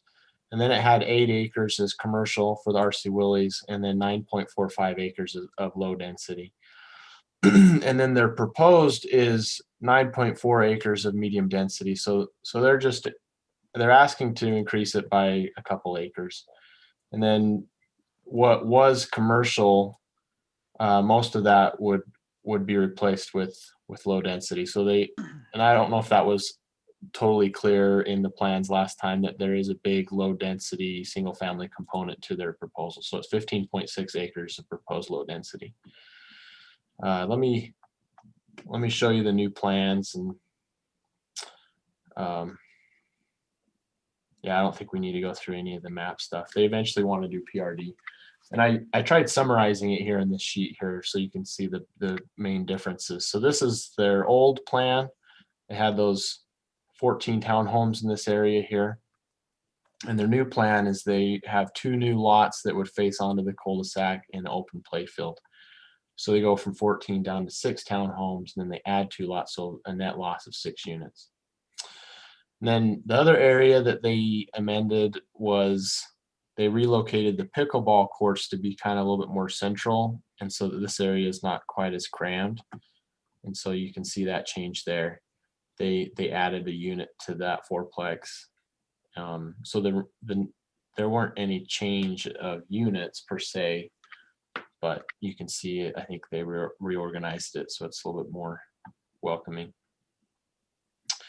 Their plan, let's see if I can zoom out slightly here. You can see all of the lots here, and then where the townhomes are located primarily along the arterial roads. And then you do have, some of the larger lots here. The average lot size is, around 7,000, 7,000 square feet. So it's not a big lot, but there are some larger lots in this cul-de-sac and over here. And then this pink area is just demonstrating about the acreage of what they would be short on open space on. They did add some open space here, and so I don't know if they adjusted that accordingly, but And the other open spaces that were proposed are still there. So they have some garden boxes in these people's backyard. They have a tot lot. They have the pickleball courts and a dog park, and then a trail crossing into our Bluff Road Trail that would come through the development through here. And then some sort of R.C. Willey monument. So hopefully that goes through the changes. Staff has reviewed it for compliance with the ordinance, and feel like it's pretty well in compliance with our land use ordinances. But this is a legislative, so that right now it's a concept plan / general plan. So the role here is to decide if the use is appropriate for this area, and if the concept plan is what you're after. They have submitted some architectural plans, but that's not required at this time, but I do have them in my email. I can pull them up if you'd like. And then of course the applicant is here. If you have questions, or if you have questions for me, I'm ready. Council, would you like to address the applicant? I actually had a question on the private drive.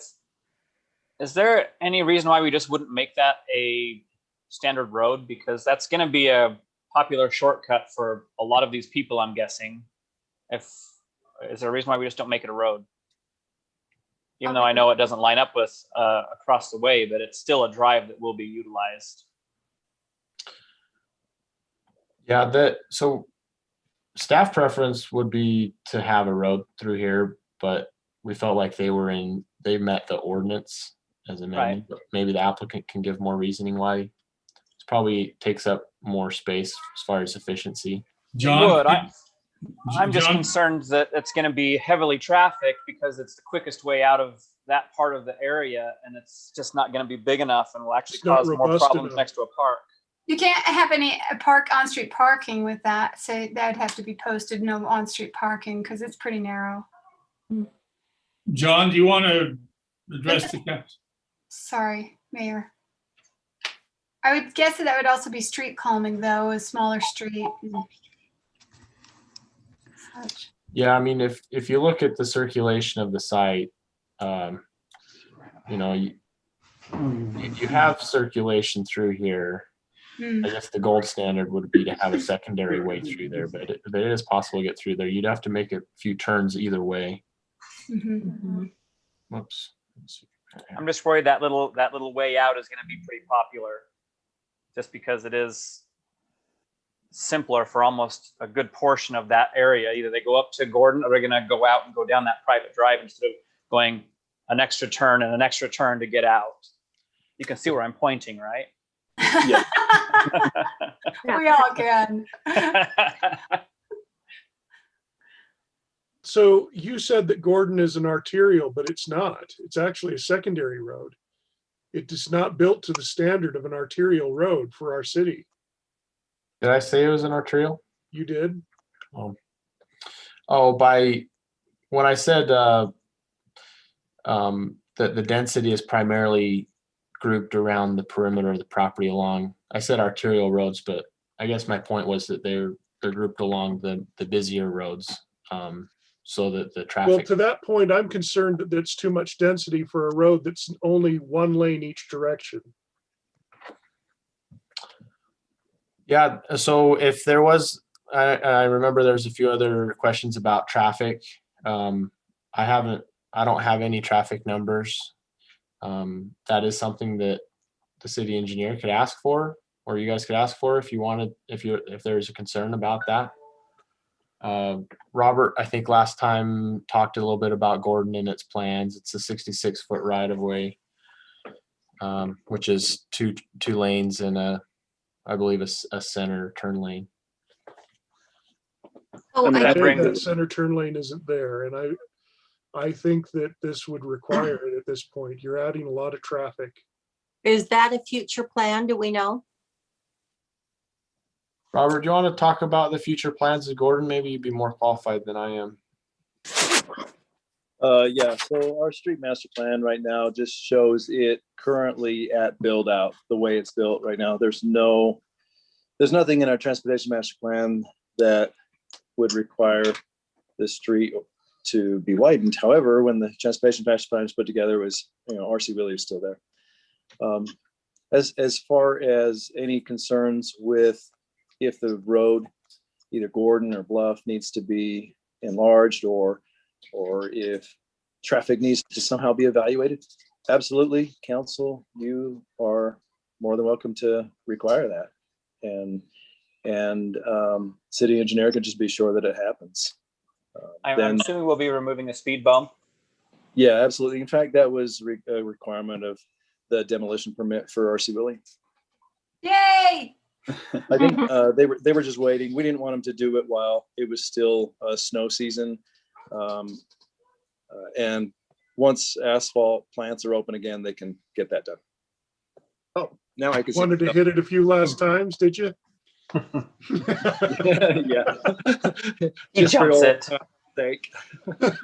I do appreciate, Noah, just when you were saying that some of them are smaller lots, but comparison to the existing homes just to the east of them on those single family separated homes on the east side, those are similar. I mean, they're a little bit smaller, but similar to the lots directly across from them to the existing homes. So I do appreciate that, and that he's trying to provide a good buffer between new and old. Yeah, that's a R2 subdivision, so they're all at least 10,000 square feet. So Pretty close then. and not too far off, but they are smaller. Yeah, and then it looks like even the ones in the middle are actually a little bigger than the east ones. I actually think that we would be better served if there were more R2 lots along Gordon and not townhomes along Gordon. It's not a wide road. Yeah, I do see the point that someone brought up was just the fact that we do want to make sure that as we're doing this, we are provisioning for a future turn lane with that right of way involvement. I'd hate to have these things, they'd be in the way, be torn down later. So we want to make sure that's included in the plan.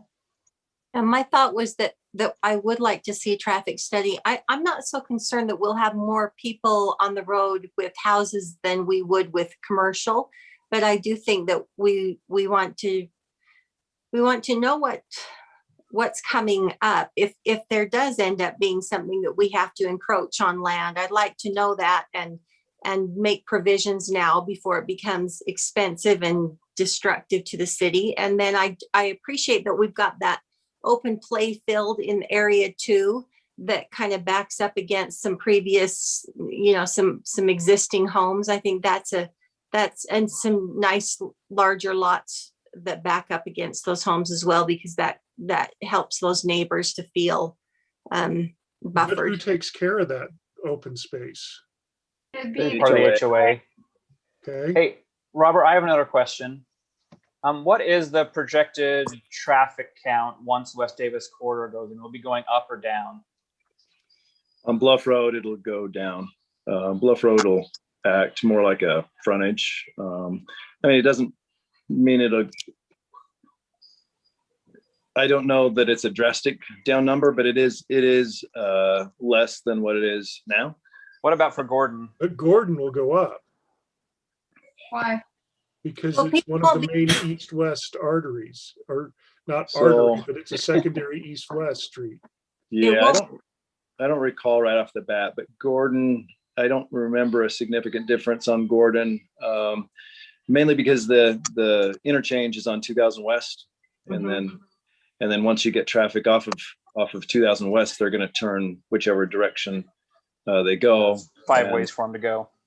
Yeah. So my concern with that would be that if you consider Gordon, there's only a few places where you can cross the freeway that are not going to have access to the freeway, and Gordon is one of those.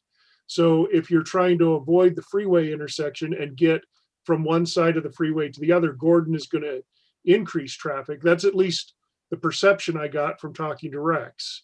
So I don't know that it's like going to jump astronomically, but it will be a concern that it'll increase. Wouldn't a traffic study take that into account and let us know, Robert? If Yeah. we require Okay, one. let's do a traffic study and Are know you- with the facts. Are you all in agreement with that? Yes, Yeah. Steve. Yeah, I Okay. think once we have facts, we can make educated decisions. Okay. Noah, do you have what you need? Yeah, I'll ask the applicant to do a traffic study. Okay, thank you. Let's go to 2.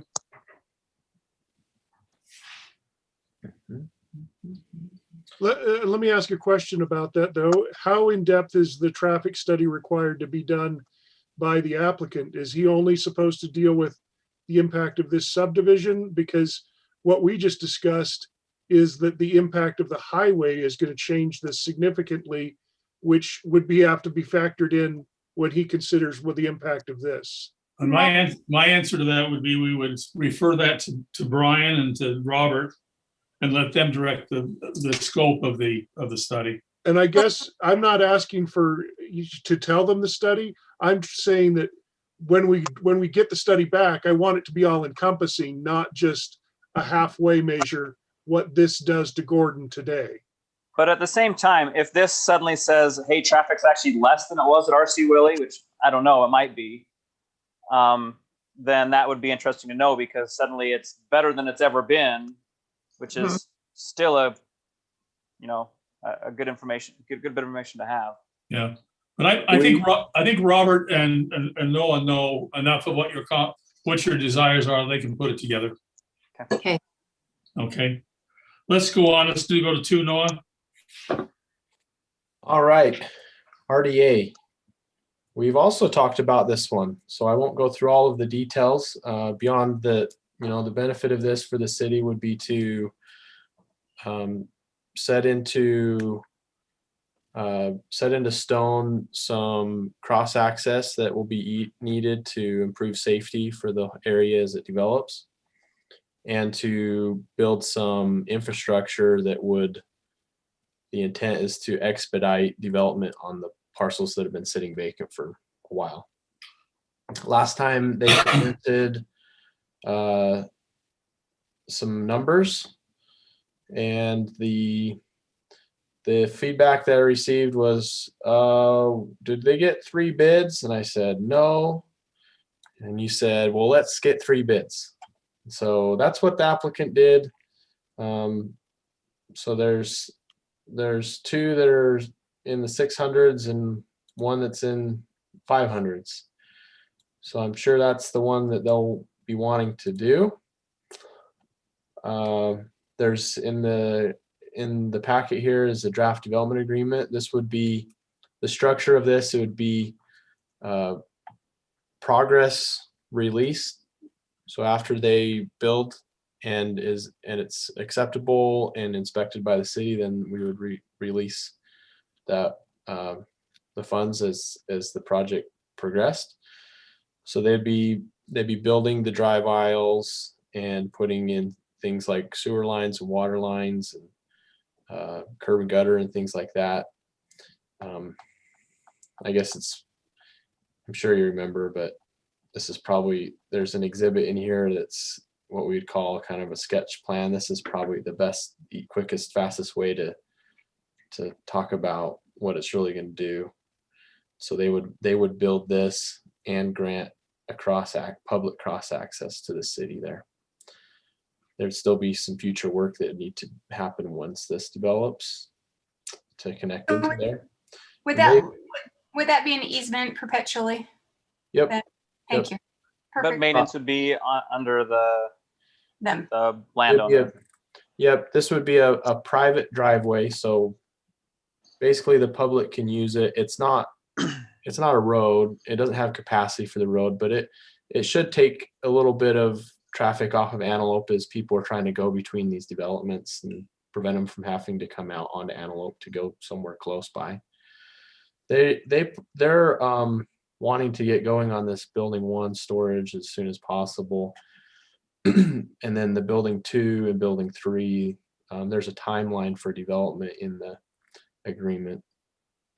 And if he doesn't perform, there's a provision in there to pay back these funds. So excellent. Yeah. That's perfect. I think we've talked about this quite a bit, and I say go. It's going to help all the stores in that area and the restaurant too. As well as traffic, as well as connecting and yeah. It's a good. Seth, how do you? Yeah. So so if I heard you right, Noah, the first step would be the public cross-access easement? Yep, they want to build this storage unit now, and so while they've got the bulldozers out there, they'll go ahead and build all of this stuff right up front. Okay, yeah, so I mean, we talked about, I don't know how the rest of the council feels, but we did talk about whether we wanted to reduce it by a line item based on the proposals made, but if there's appetite to do the entirety of it, it sounds like within the RDA budget, we're well within the bounds. There was some concern at first that this would take down a large portion of it, but it looks like we're still within those bounds. So if there's appetite, I would definitely support it. But if we do want to go through that exercise of reducing anything, I'm also game for that. Jordan? I think this fixes a problem we have in this area. Bluffridge Drive is really difficult to move around in, and this will allow, especially once that future development comes in, will help people move to the grocery store, which I think a lot of people are trying to get to, but it's difficult. And so I think this solves a problem and at the same time helps facilitate additional business in the community. So good use of funds for this RDA. David?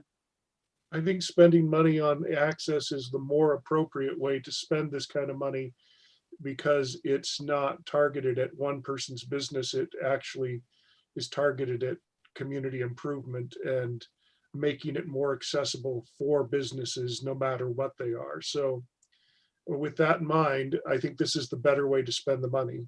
Okay. All right. This will require an action of the RDA. Cassie, could we put that on an RDA business meeting? Yep, we'll get it noticed. Okay, thank you. Okay, Noah, let's go on. All right, Stillwater, phase 10 and 11. These are the last two phases of Stillwater. So that was 700 units in a hurry. They've been very successful. What was that? It's doing well. It's doing well. So these will be the last two phases. There were no major staff concerns. If the preliminary and final plat text amendment stuff went through sooner, we wouldn't be looking at this right now. But we'll this might be maybe the ceremonial last of the final plats. But 2400 West is on the west boundary of these two phases, and we're working through the details of how that will be constructed, as it's only half of a road, but it's looking like since they own the neighboring property on the greens, that they'll be able to construct the full road, which solves some future expansion problems. But as far as the subdivisions themselves, the plats, the everything, we're locked and loaded. Planning Commission looked at it. We're good. All right. Consent. Consent, Dave? Yeah. Please. Okay. All right, let's go to 4. Same thing. Any questions? Yeah. Okay, consent agenda. Okay, let's go to 5. Okay, 5. Okay, preliminary and final plats. Yay, more.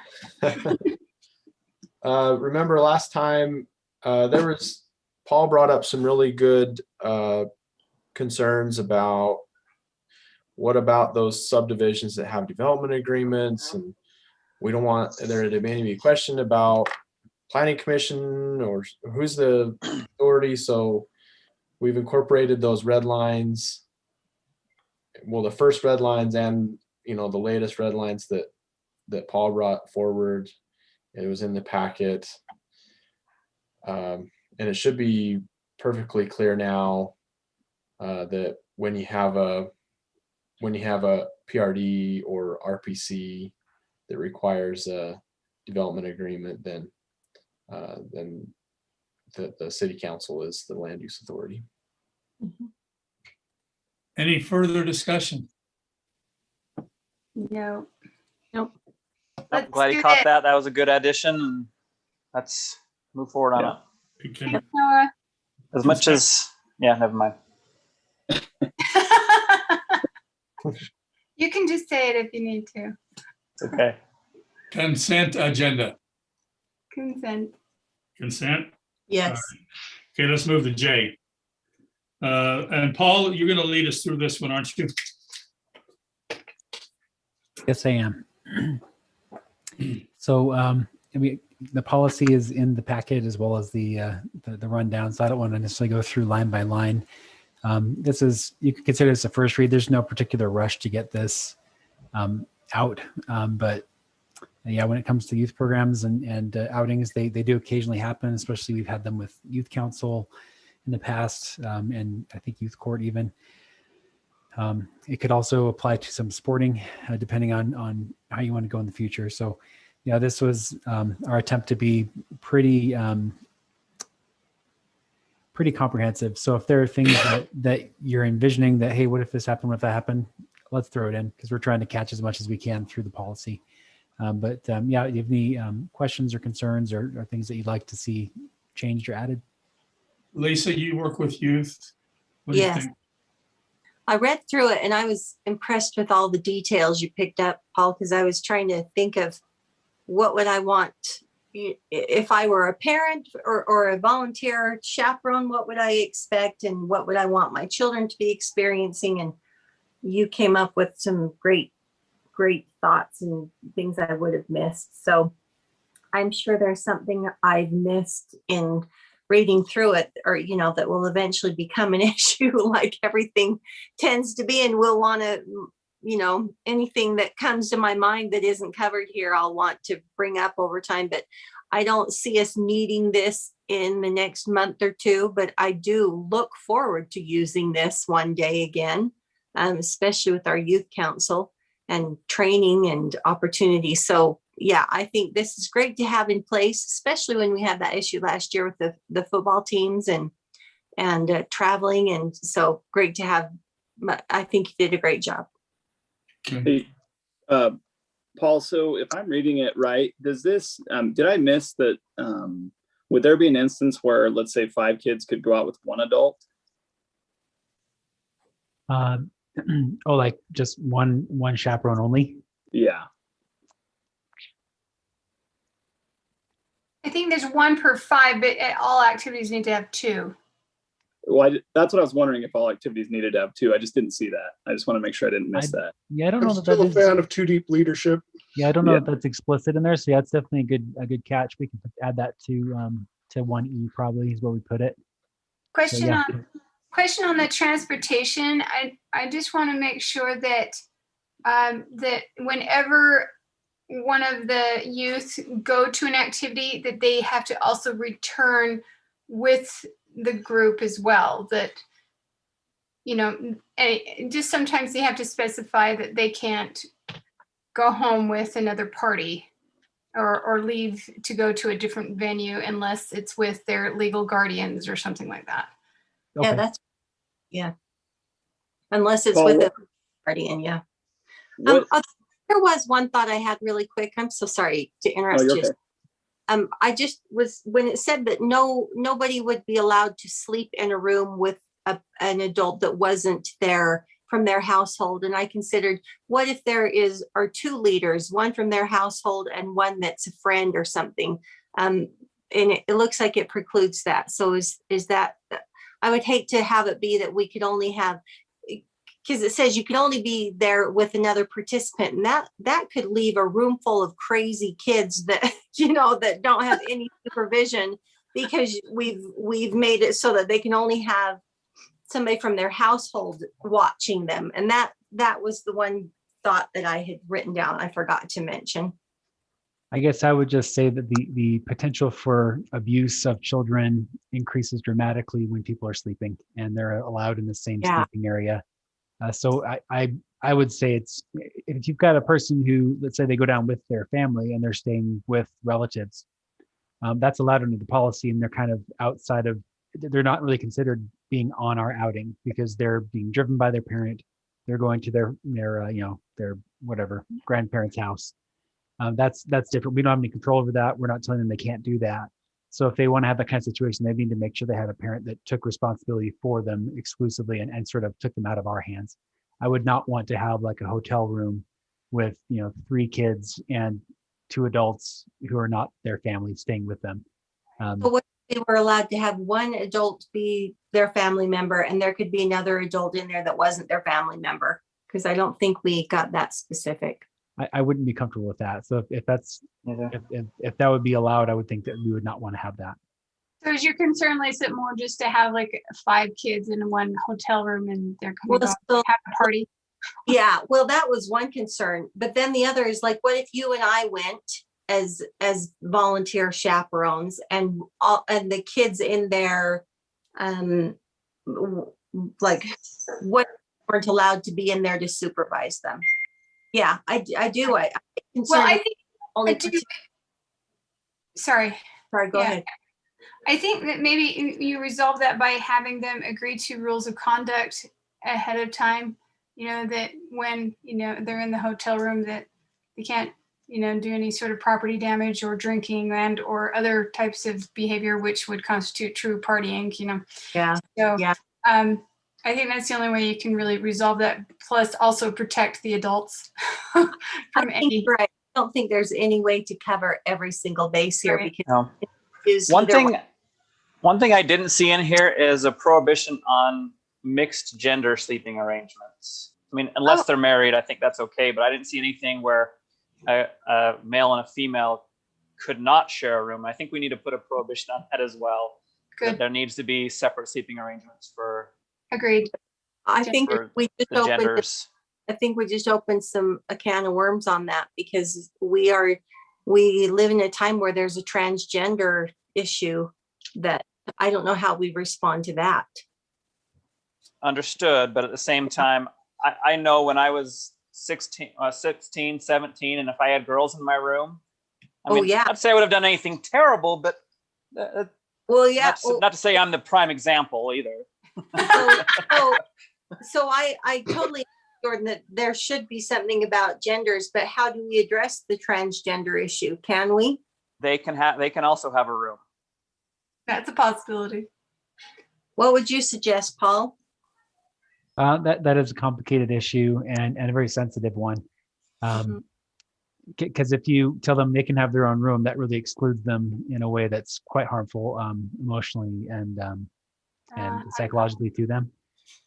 So I need to think on that a little more. And generally, what we would do is, you know, the gender of that they identify as would be, you know, the people that they would share rooms with. Brody has his hand raised. What you just bring up there when you say that, though, it makes me think the more I don't want the city to be involved in this practice because I don't want us making policy or sorting those kind of things out. This is Brody, were you trying to say something? Your hand is up.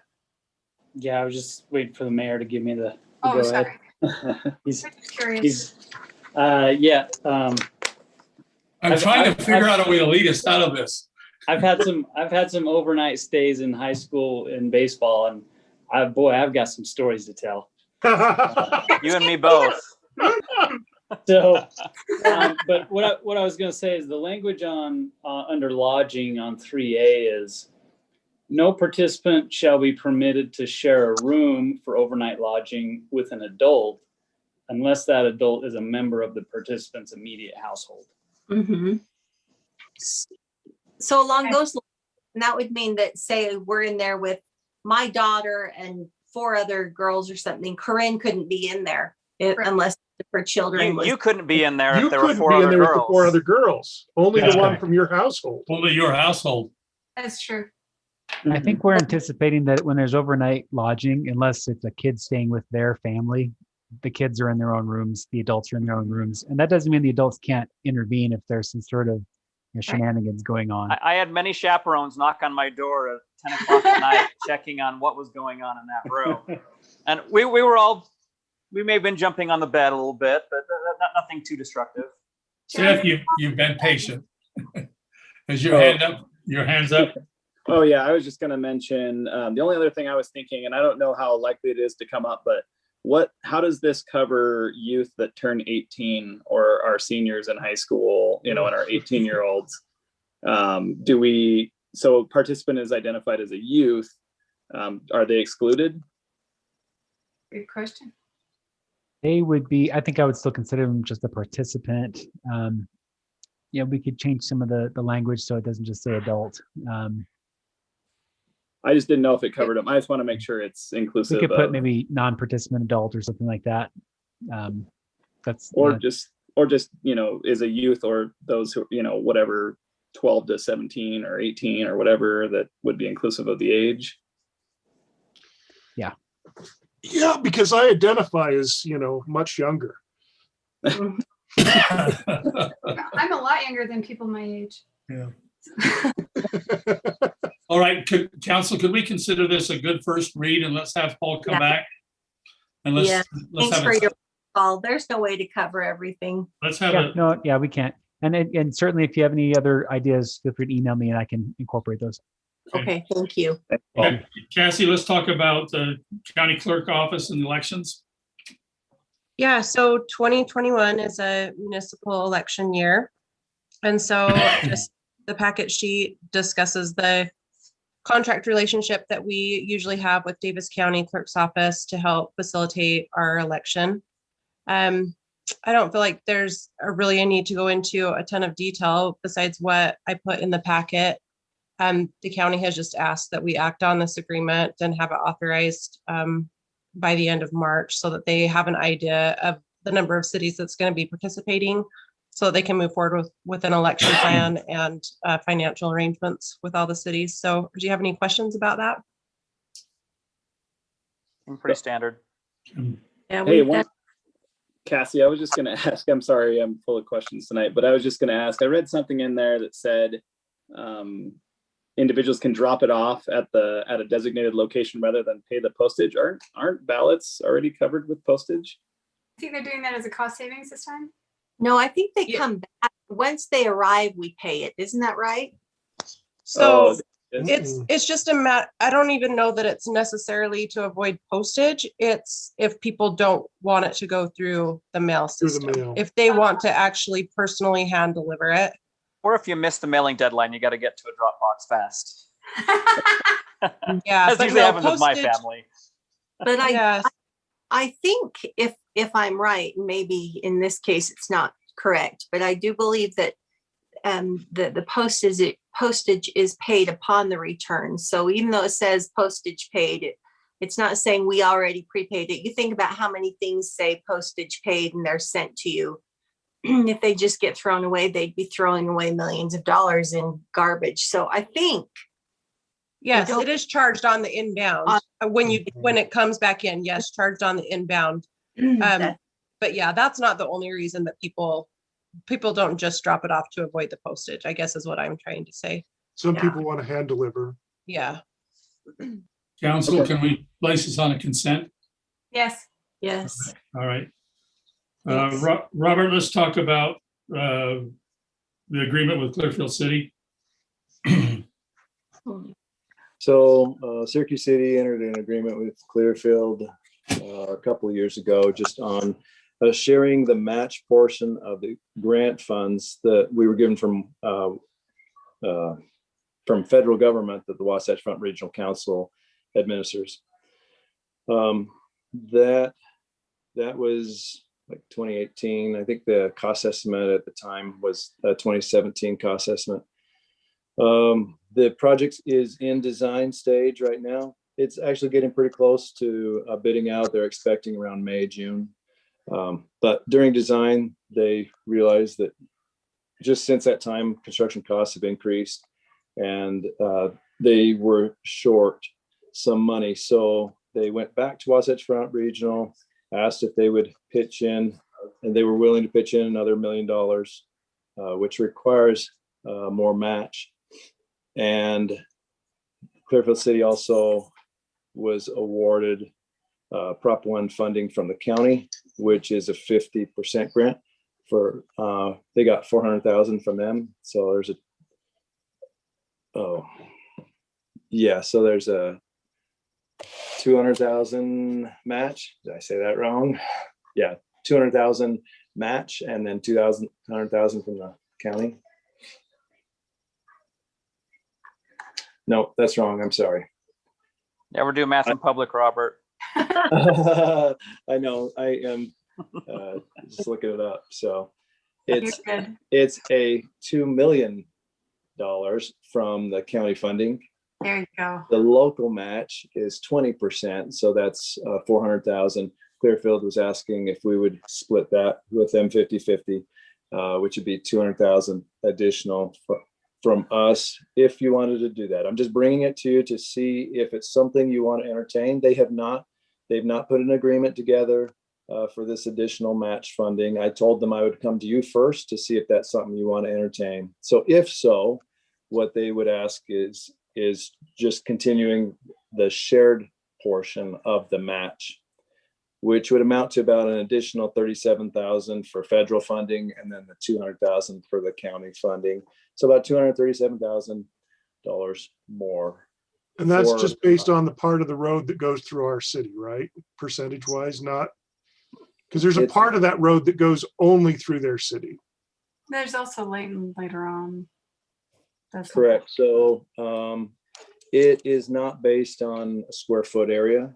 It's just based on a 50-50 match because our residents benefit and their residents benefit, and the school benefits for more busing, which also benefits both cities for better routing. It also gets some of the traffic off of Bluff Ridge Drive. It gets some of the traffic off of 1000 West.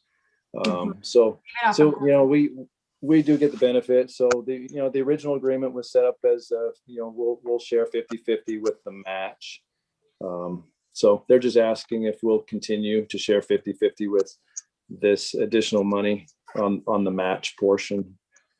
But we're drawing down a lot more funds, it sounds like, anyway, right? So that how does that play into it, Robert? What is your question? Sorry. So we're bringing in an additional $2 million.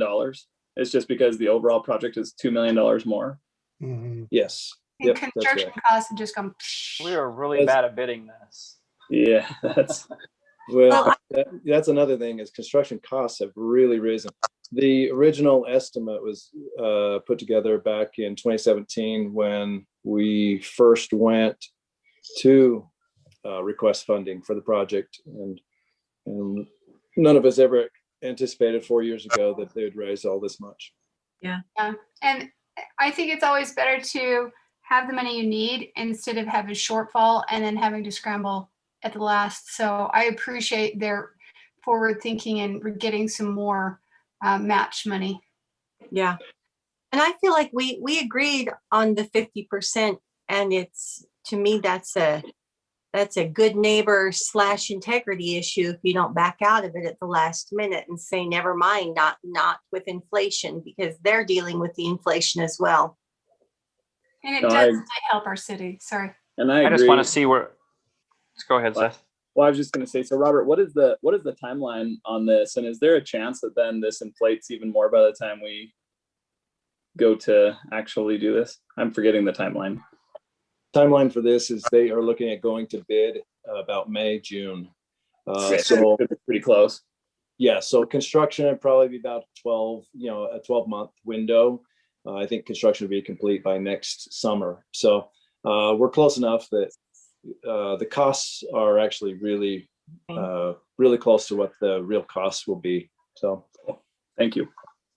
If it turns out that we don't use the full amount, then we just don't have to, we have less to have to pay for our shared amount too. Yeah. Okay. I think this makes sense that we stick with our 50-50. I agree. Do you all want me to go back to great. Clearfield? Yes. Mm-hmm. Okay. So this doesn't constitute approval or anything like that. What I'll do is I'll go back to Clearfield, ask them to draft up an agreement, and I'll bring it to your next business meeting for your review and approval. Just one quick note on I don't know if you'll be using this same write-up, but down at the end and under environmental evaluation, they use there's a decimal instead of a comma, and so instead of them having $39.44 some odd cents, make that a comma instead. Okay. Okay. Yep. Makes a difference. Yeah. Okay. Robert, do you have what you need? Yes. Thank you. Everyone's good with that, right? Yes. Thank you. Good. Okay, council, let's have some discussion amongst ourselves about future agenda items and any announcements you might have. I'm going to start up in the upper left-hand corner with Seth. Right now I am okay. I think I'm good for now. Thanks. Okay, David? I don't want to talk about anything tonight. Thanks. You bet. Jordan? No, nothing from me either. Okay. Corinne? Just a couple things. Really excitingly, the museum is starting a new project where they were looking for a community partner to help them build some cabinets. And we are joining forces with Job Corps to help us do that. So we're so excited that we can give them a meaningful project to work on, and then to come and see that it helps that whole community together, and it helps the museum be able to get them at a much better cost, which helps all of us. So we're working on setting up the start of that shortly, and they're all on site now. Yay! So they can actually be built. Right. COVID is going downhill. Everybody here. Yay! Continues. Okay. All right. And then the next thing, I apologize for not getting a mosquito abatement report out to you. Just know that the ongoing drama with Ogden City and their anyway, the airport is continuing, and we'll see what happens. I will get you that soon. Okay, so if you have any questions about mosquitoes, luckily they're all dead right now. Okay, thanks. Corinne, can I ask you to send something back to the museum? Sure. Dean Hill and Elizabeth both have approached me about a copy of the Book of Mormon that my family put on loan to the museum. And would you just tell them that we're bringing that back to the museum, which should be here on the 20th of March? And we'd like to put it back on loan to the museum. We had it in our possession for a time because we were told that we hadn't have a choice. At one point, the director was telling us that we didn't have a choice whether something was on loan or not. It had to be a gifted to the city. Mm-hmm. And the family was not interested in just giving it away. They want it on loan. So if you'll tell Dean and Liz that we'll be coming back. I do know that they want to limit how many are on loan just so they can track them better and keep track, that is a concern for them. But I'm sure that for a book like that, they will be just thrilled. Okay. Thank you. Lisa? Yes, so I just shared an event that the museum is doing, the socially distanced spring festival in conjunction with the Easter Bunny event. So that'll be April 3rd, 10 to 12. That looks wonderful. Also, I just want to thank Brody for being willing to pen a few letters about some of the legislation going through. We've been really concerned about, is it HB 82 and 98?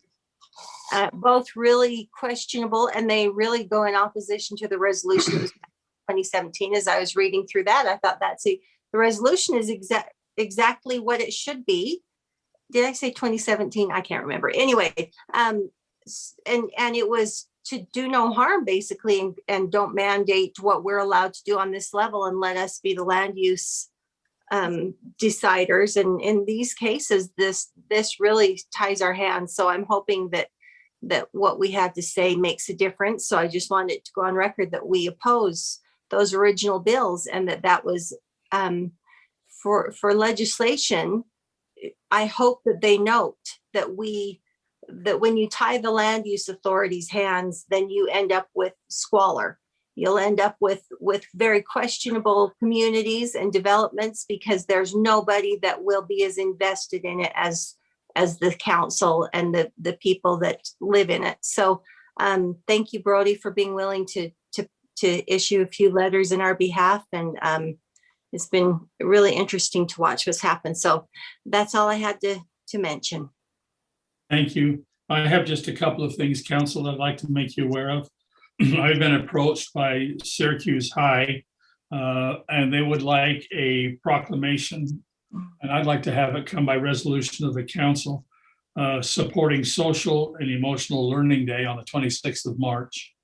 So at our business meeting, the next time we meet, I would ask that you help me in endorsing this resolution to declare Social and Emotional Learning Day. It's district-wide, but they would like the city of Syracuse to support that with the local high school. There is also a sexual assault awareness month, which is April 1st. That group, and that's the group in Kaysville. Brody, help me with the name of that group. It's the Protect the Women.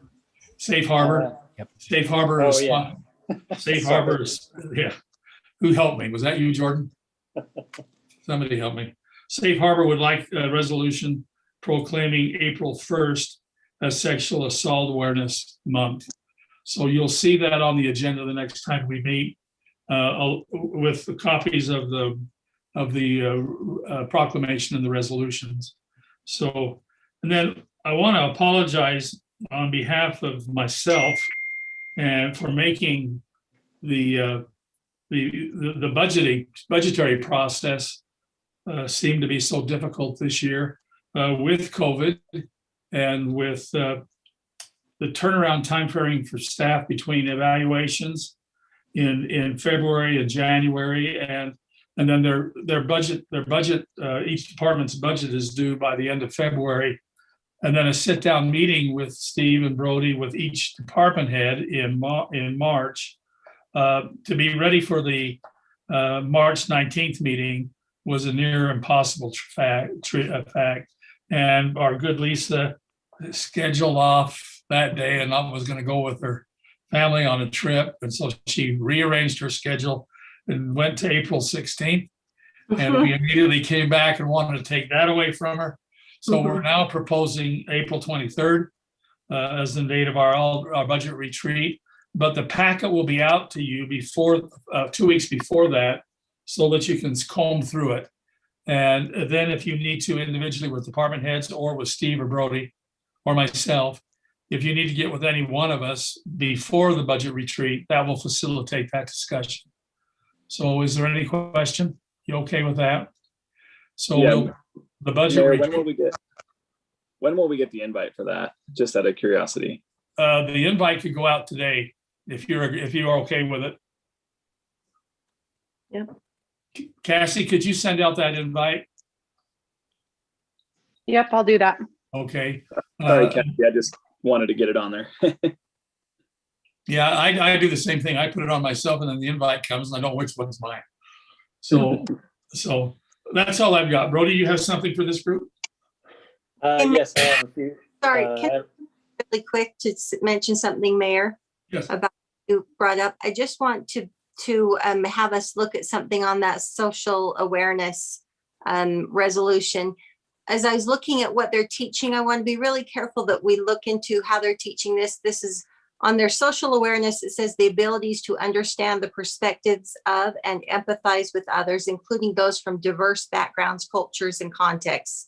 And although I definitely support a lot of what is going on, I also am really wary about proclaiming that we back a certain way of teaching, because we've seen federally and nationally that we are seeing a real issue with right out of the gate criticizing one race and one gender, the diversity tends to be really questionable, what is considered diverse and who's an oppressor and who's oppressed. So I want us to be clear about how they're teaching it, because I'm uncomfortable proclaiming or resolving anything, even if there's no power behind it. I don't want to back something that makes any of our kids feel like they have to say whether they're oppressed or being an oppressor. So I just want to go on record as mentioning that, and maybe we can discuss it and talk to the school district about how that's being taught. Yeah. Thank you. And that goes in that category that Paul said about sensitive issues. Yes. Yeah. Okay, Brody. Yeah, just a few things. Update. So all the documents are signed for the sale of the property to Syracuse Arts Academy. We're now setting up the closing date. the RFP for the cemetery land is out, and proposals are due on March 12th. So we'll get those bids back then and come back to you for that. We're putting together an RFP for a couple of things. One is the design guidelines for a future West Davis Corridor, Antelope Drive area. Kind of like what would be in our ordinance. So when future development comes in, there's a certain design and theme and that sort of thing. So we've got one component of an RFP for that. The second component is an actual design and construction drawings for the aesthetic improvements of the interchange itself. UDOT will put aside about $800,000 for Syracuse City to make aesthetic improvements in the corridor. And we think it makes sense to put that at the Antelope Drive and West Davis Corridor interchange. Is that something that you would like us to bring to a future meeting for discussion before we send out that RFP?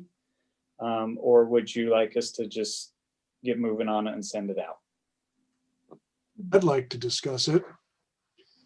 I think that I think that this is one of those areas where, as I drive up and down I-15, I see really poor choices and really good choices. And I think it really influences your perception of the city. Yeah. So for me, I think that we should have a discussion that involves everyone. And we really need to dig into the branding in all of this. I Yeah. guess that's my one concern is we're still haven't really, I mean, we've talked about Corten Steel and Buffalo and lots of things, but I feel like we have not, we need to have a meeting just for that at some point and decide what we want to do, because if we don't, we're just going to have a whole bunch of disparate. So this would be, projects. the way this could work is, so this is a landscape design service contract. And that discussion could be part of the scope of work in this contract if you want it to be. We wouldn't flesh out. I don't think we're at a point where we would flesh out exactly what we want before we send out the RFP. I think the contract, they come in and help facilitate a discussion for us to determine what that will be, and then they will design it. And we would say, here's the money we have to work with. What can you come up with? Yeah. Yep. Question. Sorry. Yeah. Just, considering House Bill 98 when we were talking about like signage and stuff like that, I'm guessing that that's going to pretty much halt any sort of request by us or requirement for exterior design in a lot of developments other than, like the PRD and mixed use. Those are exemptions as well. But I'm guessing for individual businesses and such, doesn't that kind of like squash all that? As it's written right now, it could be problematic. But if we can get the changes to it before it passes to where it doesn't apply to commercial, right? Then at least this we could still definitely move forward with. There's still some ways to actually work with. Even if that does pass, there are ways that we can maybe work with it. It'll be a little harder, but I think we could do something. It's really important that we can establish the flavor of our city. So let's definitely continue to push on that. I do want to make sure that in all of this, we're not completely neglecting our second and third interchanges, because I'd hate to have this gorgeous Antelope Drive and then ghetto overpass with graffiti and all of the rest of the intersections, because those are still serious. Maybe that's another reason to put it on an agenda for us to discuss. Maybe the scope for this contract needs to be bigger. I get a little concerned because the money also gets bigger. Right.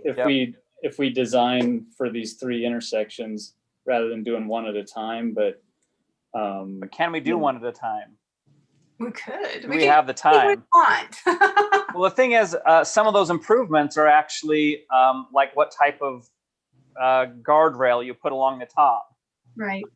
And the colored concrete or stamped concrete on your intersection. So those have to be in place before they start pouring concrete for this freeway.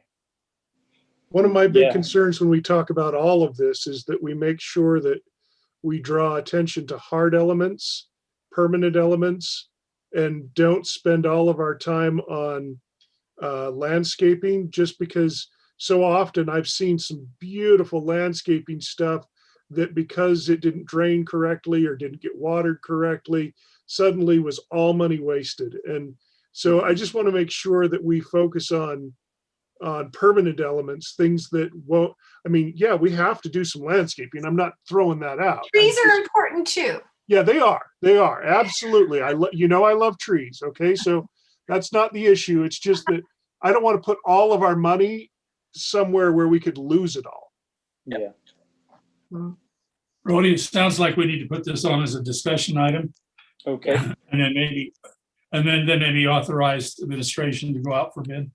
Okay. And then a couple other things you'll see in the manager's report that will come out in a week or so. So we discussed the public order units with police department. This is what I think, a layman's term would be the riot gear. The way that's going to work is, so it'd be a regional unit that the county organizes. The county has decided, everybody's kind of decided that it makes sense for the county to buy the equipment for everybody on everybody's behalf, but all the cities would contribute to the cost. From the savings from the animal control contract, we can actually pay for those in our existing budget. So just wanted to let you know that. It doesn't have to come back to the council. It's within the existing budget, but unless there's any problem with that, we can go ahead and get the riot gear for the public order unit. That's a preparation I hope is never needed. Yeah. I don't object to preparing. I hope we never need that here. The other issue, same kind of thing. Police service dog Atlas is having health problems. His eyesight is declining and he's had some hip problems. And it looks like it's probably going to be time to retire Atlas. In this year's budget, we can replace him with one-time money through the existing balance from beer tax, which is a highly restricted account. We can only use it for very few things. Plus a discount we got from the body camera installation. Nice. And so Garrett, I can't remember the exact number we're talking, was around 9,000 total. It's about 9,500 for the dog. Okay. And there's the training cost and some very minor equipment stuff because we bought a lot for rigs last time. So yeah. So again, all existing money within the budget. We don't have to make an amendment, but just want to let you know.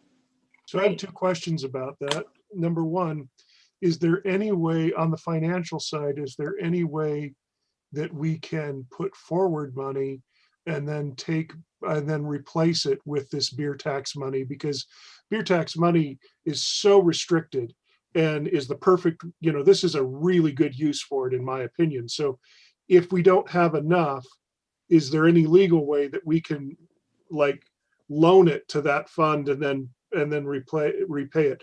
And the second part of that, my second question kind of goes with that, and that is that planning wise, and I know there's nothing we can do, but when a dog has health problems, but planning wise, Riggs is a very new dog.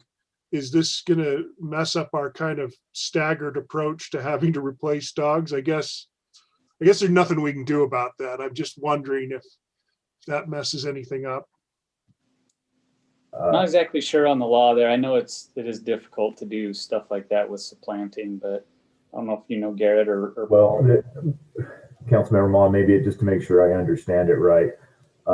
If you're saying, like, if we didn't have enough money in it this year, could we pull it forward into next year and combine it with next year's funds? Was that your question? Yeah, or even if we didn't have it, can we pay it off over multiple years out of that fund? He wants to And take a can we loan from a loan it different from our fund and then general pay it off fund and using pay the it beer back? tax money.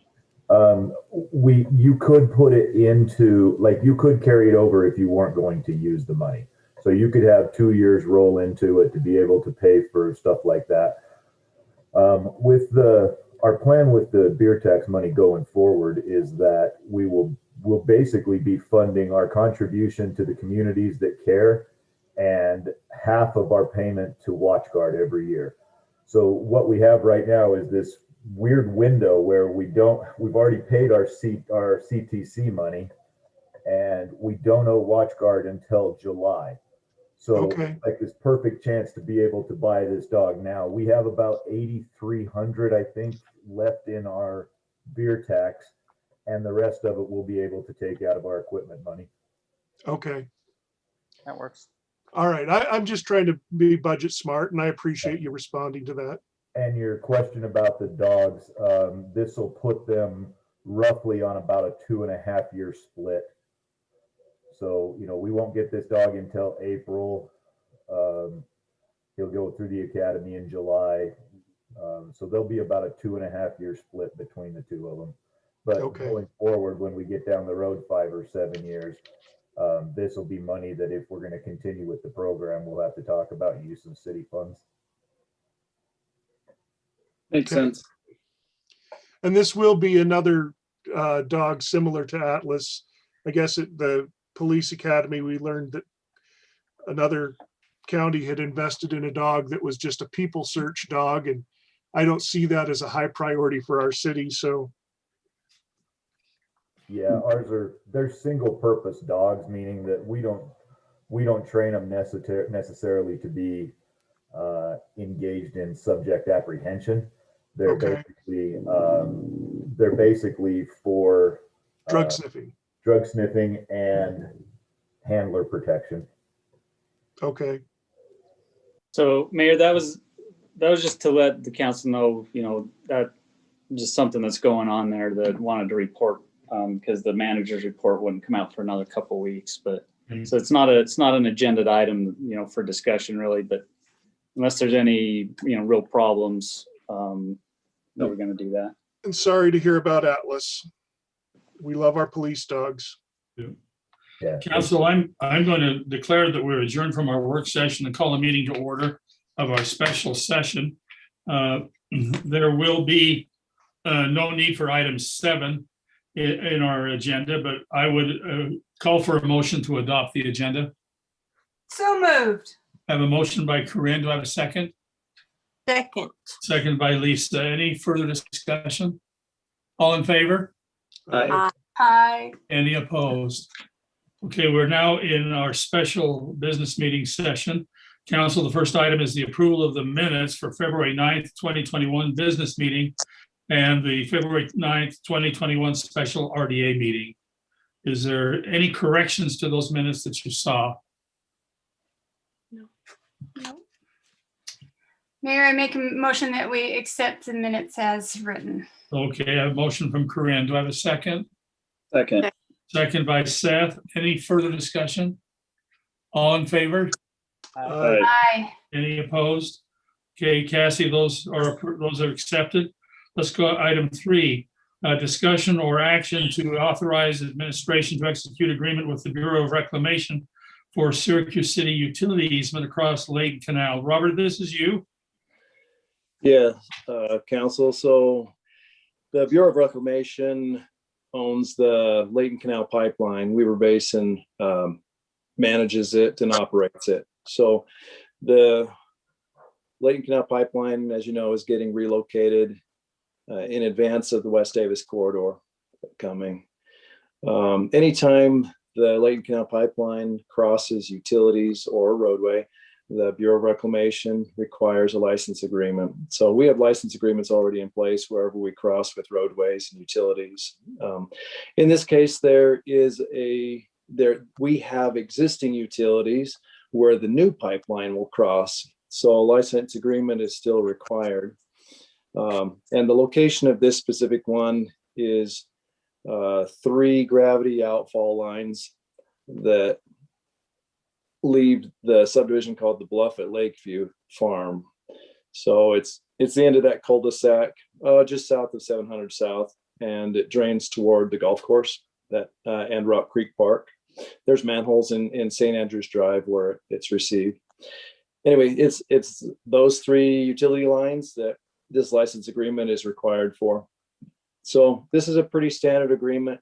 We have looked at it and we put in a couple of our concerns that we would like to see them update. This was a draft, but this is something that we would like them that we've recommended. And of course, you as council, if you have other things or if you agree with that or have other comments, you can address that with an approval or table or whatever you decide to do here tonight. One of those comments was we would like this to be a perpetual license agreement rather than a temporary one. And then another one was related to a comment of whether it's applicable to utilities specifically. So, but that's things that we can ask and work out before they finalize it. So that's the introduction. I'll take any input that you have. Seth, do you want to lead us here? So I recall when we initiated a licensing agreement, I can't remember how long ago it was, but it was sometime, I think, pre-COVID. And I think you explained it well. And I think this is very similar. I would support it. I think we talked about it just being essentially mandatory and there's not room to wiggle on this. Okay. Anyone else? I like the idea of trying to make it perpetual. I mean, why revisit this every 50 years? Yeah. Can we, Robert, prevail on them to make that perpetual with this action? I am going to push it hard and say that's what we want is a perpetual. So. Okay. So if we approve this tonight, it will be with perpetual. Yes. Okay. On our side, unless they don't agree, I guess. Unless they don't agree. I will agree to whatever, I mean, as drafted here, but I just don't want to have to revisit this. Again, 50 years is a long time. Hopefully we won't be on council. Sorry. I intend to run when I hit 100. So anyway, I would like to strongly push that, but I would approve it with 50. But at the same time, I would like to try and resolve this so we don't have to keep dealing with it. Perpetual is like logical. Why would they not? It's so crazy. So okay. Yeah. Have I got a motion? Oh. One way or the other? Sure. Okay, hold on. Sorry, I went past it. Never mind. I'm terrible at these. Someone, but how about I go ahead and I request that we authorize administration to execute an agreement with the Bureau of Reclamation for Syracuse City utility easements across Layton Canal, with the recommendation that we push for a perpetual agreement as opposed to a 50-year agreement. Second. I was first and a second. Any other discussion? All in favor, council? Aye. Any opposed? Cassie, that passed unanimously. Let's go on to number 4. I just have one question. If it turns out that they are adamantly against the perpetual, that's why it was just a recommendation, not a requirement. Yeah. Okay. Go forward with it as is. What they're telling you, Robert, is be a used car salesman. Okay. Great. Thank you. Item number 4. This is Cresta and Brody, I think. Discussion and action on authorizing administration to award contract for parks maintenance facility design project. Is this you, Cresta? This is me. Okay, put out the RFP in the 1st of January. It was actually January 10th. We left it there for 2 weeks. We ended up getting 6 proposals back. And I kind of really outlined in detail, I don't know if you guys want me to go over all of that, of how we went through the process, but the selection committee all did it individually, sent me the information, I compiled it, and then we met and talked about it. I listed the overall scores there. JRCA Architects was the overall score winner, but that wasn't enough. So we went and made sure we did references on the top 3.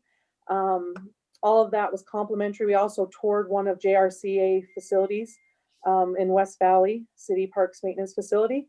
I thought that went really, really well.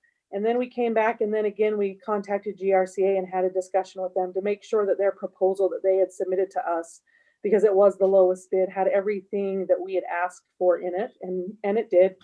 And so we're recommending that JRCA Architects get awarded the bid for the design services for the park maintenance facility. It was not only the highest score, but it was also the lowest bid at $136,500. And Jordan and Elisa were a part of this, so they can speak to the process we took. Corinne, do you want to start us off, and then maybe Lisa and Jordan?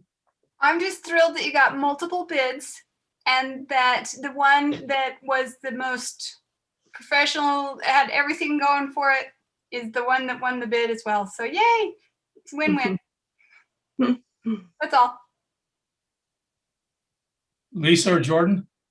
One of the interesting things is with JRCA, they actually seem to have, of all of these contractors, not only the lowest bid, but also they had the most experience building specifically park and rec facilities. A lot of others were turning in Sim2s of public works and different things like that, UDOT bus terminals and fire stations. And while those are all applicable, they are not a Sim2. I think a public works department is a very different need requirement set than a public works or a park, the Parks and Rec. So I did like that they were not only were they the lowest, they had the most experience, and they had a lot of good ideas. When they went and toured where was it? West Jordan? West Valley. West Valley.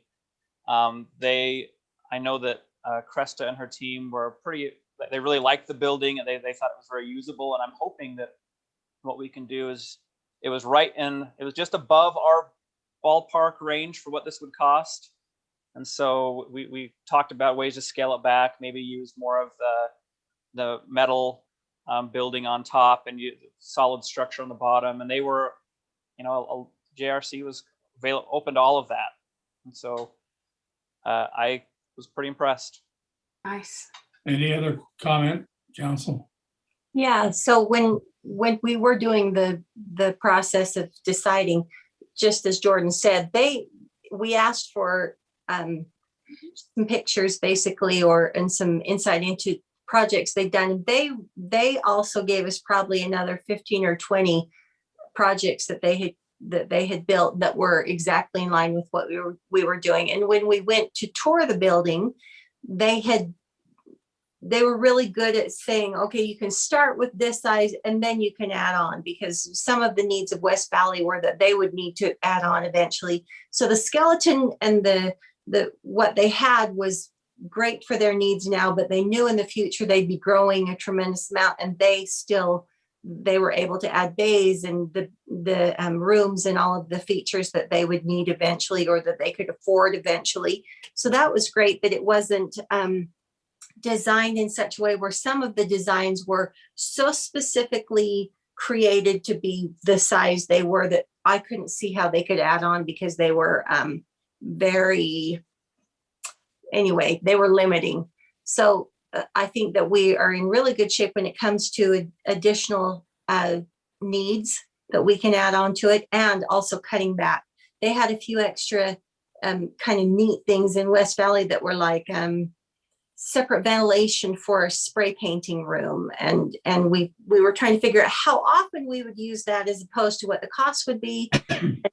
Anyway, we're able to realize there were several ways we could cut back. We may not need a pit, things like that we could cut back on, that would put it more in line with what our budget is, but we could still have the structure that we need. So they were the best price, but they also did a really great job showing that they can do the job. Any other discussion, council? Well, I just want to say that, first of all, I agree with the recommendation. And this is an impressive group for what they showed us. But I'm always cautious when we do a design build that we make sure that we don't leave open the here's how much money you can spend, make sure you spend it all attitude that some design build firms have. And I'm not really concerned about that as much because we have had successful design bids in the past, but what we did to prevent that was make sure that we were very specific of all the things that were included in the contract so that they couldn't come back and say, well, that wasn't part of the bid process. So I would just urge staff to take notice of that and be careful, because we've done this successfully, but it's always a worry of mine being in that industry that you leave the door open for people to come back with changes that are significant. I think for me, as I read through the JRCA bid, I was really impressed with the multiple junctures in their process where they highlighted exactly what you're talking about, Dave, where they have interventions to come back to tie it to budget and to make sure we're not overdoing it or overbuilding or doing anything that's without or with, outside of your guys' expectations or abilities and all that. And so I'm highly supportive of it. And I think you're right, keep an eye on it, but I think they're already doing that, or have at least given us plenty of opportunities in their timelines. So I'm definitely supportive. Something else along those lines that they did really well was not say, if it's a UDOT building, that's very different than a city building, because we have such a specific amount of money that we're dealing with. And you can't just say, well, increase taxes, for like, there tend to be other entities that seem it's easier for them to pull that money and not have to answer to anybody. But they were really good about having recognized that they did so many things that were city centric. I think that they have an idea that we don't just have unlimited funds. Do I hear a motion? I move that we award the design contract for the parks maintenance facility to JRCA. Does that work? Second. Yeah, I have a first and a second. Any other discussion? All in favor? Aye. Any opposed? Hearing none, Cassie, would you record that as unanimous, and Cresta, congratulations. Thank Steve, you. Steve, let's do number 5. All right, we're going to talk bonds really quick. We've gone through this many times. This one is a little bit different. If you remember in the past, we've done some direct placements for the bonds to save some money. With the direction of our financial advisors, they're recommending actually taking this to the market this time. Some of the caveats of that are we have to go get a bond rating. So part of this resolution tonight is twofold. The first is the council will make an addendum. If you remember back in April of last year, we put out a resolution saying if we can save money to refinance our bonds, and we're going to go for it. The market kind of stalled with COVID. The direct placements really didn't happen in a favorable method or manner, and so we kind of held off on that.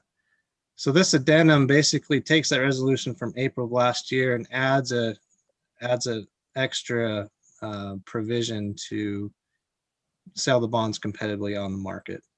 So that's part of the resolution. The other part of the resolution is with going to the market, you also need an official statement. It's a preliminary official statement is what they call it.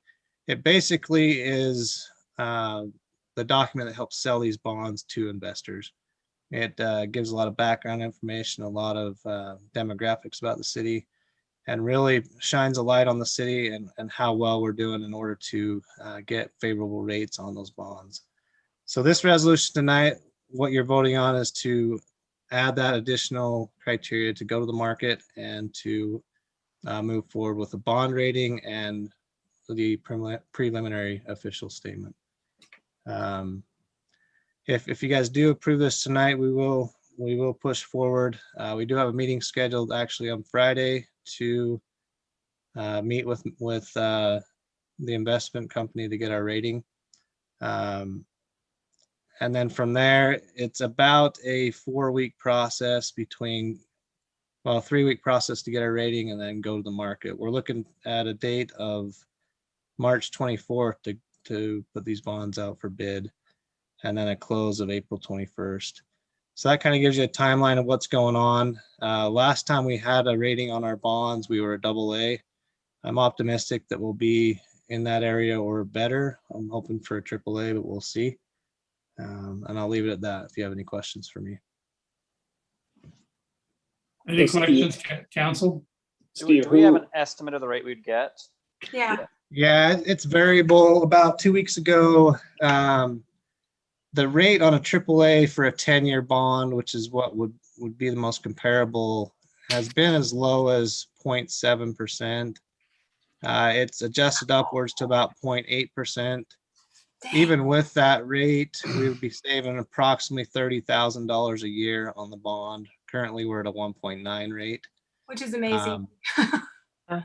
One thing you will see if we do go and bid and close is when you put these bonds out there, they go for a premium, meaning we're going to pay less in principal, but the rate of interest shows higher.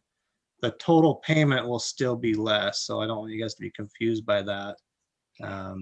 But right now it looks like around 30,000 if we were to close today per year. So about $209,000, I believe. That's fantastic. $30,000 goes a long way towards repairing a fence and some concrete payments. Okay, so as I understand this, then council, what Steve is asking for us to do Allow to go to is for us to approve the resolution R2106 first. And then what we will do is we will, seeing no need for a closed session, I'll call for a motion to adjourn this meeting and we'll go immediately into an MBA meeting. Okay.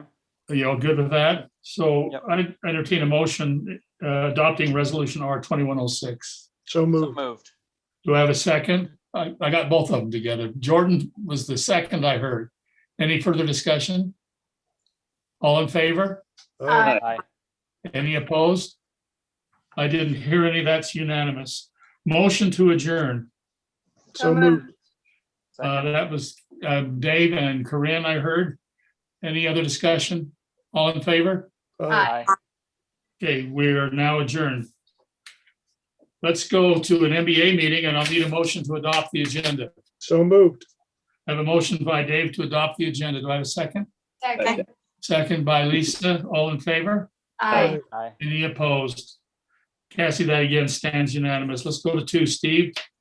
Want to read Same it? thing. The only reason we're doing this is because it is an MBA bond, and so you have to do both sides. The city you just did, now you're doing the MBA side. Yeah. Any further discussion? Motion to. Okay, the motion from Dave. Do I have a second?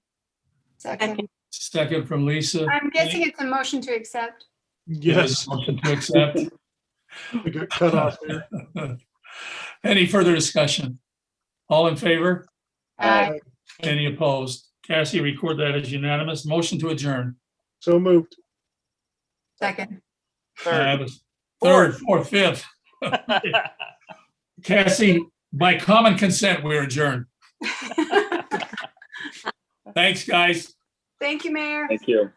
Thank you, everyone. You guys are all Hey, amazing. council members, just really quickly, I'm going to be emailing you all a copy of that MBA resolution. You just all need to sign the special meeting notice. So it's going to be an electronic Adobe sign document.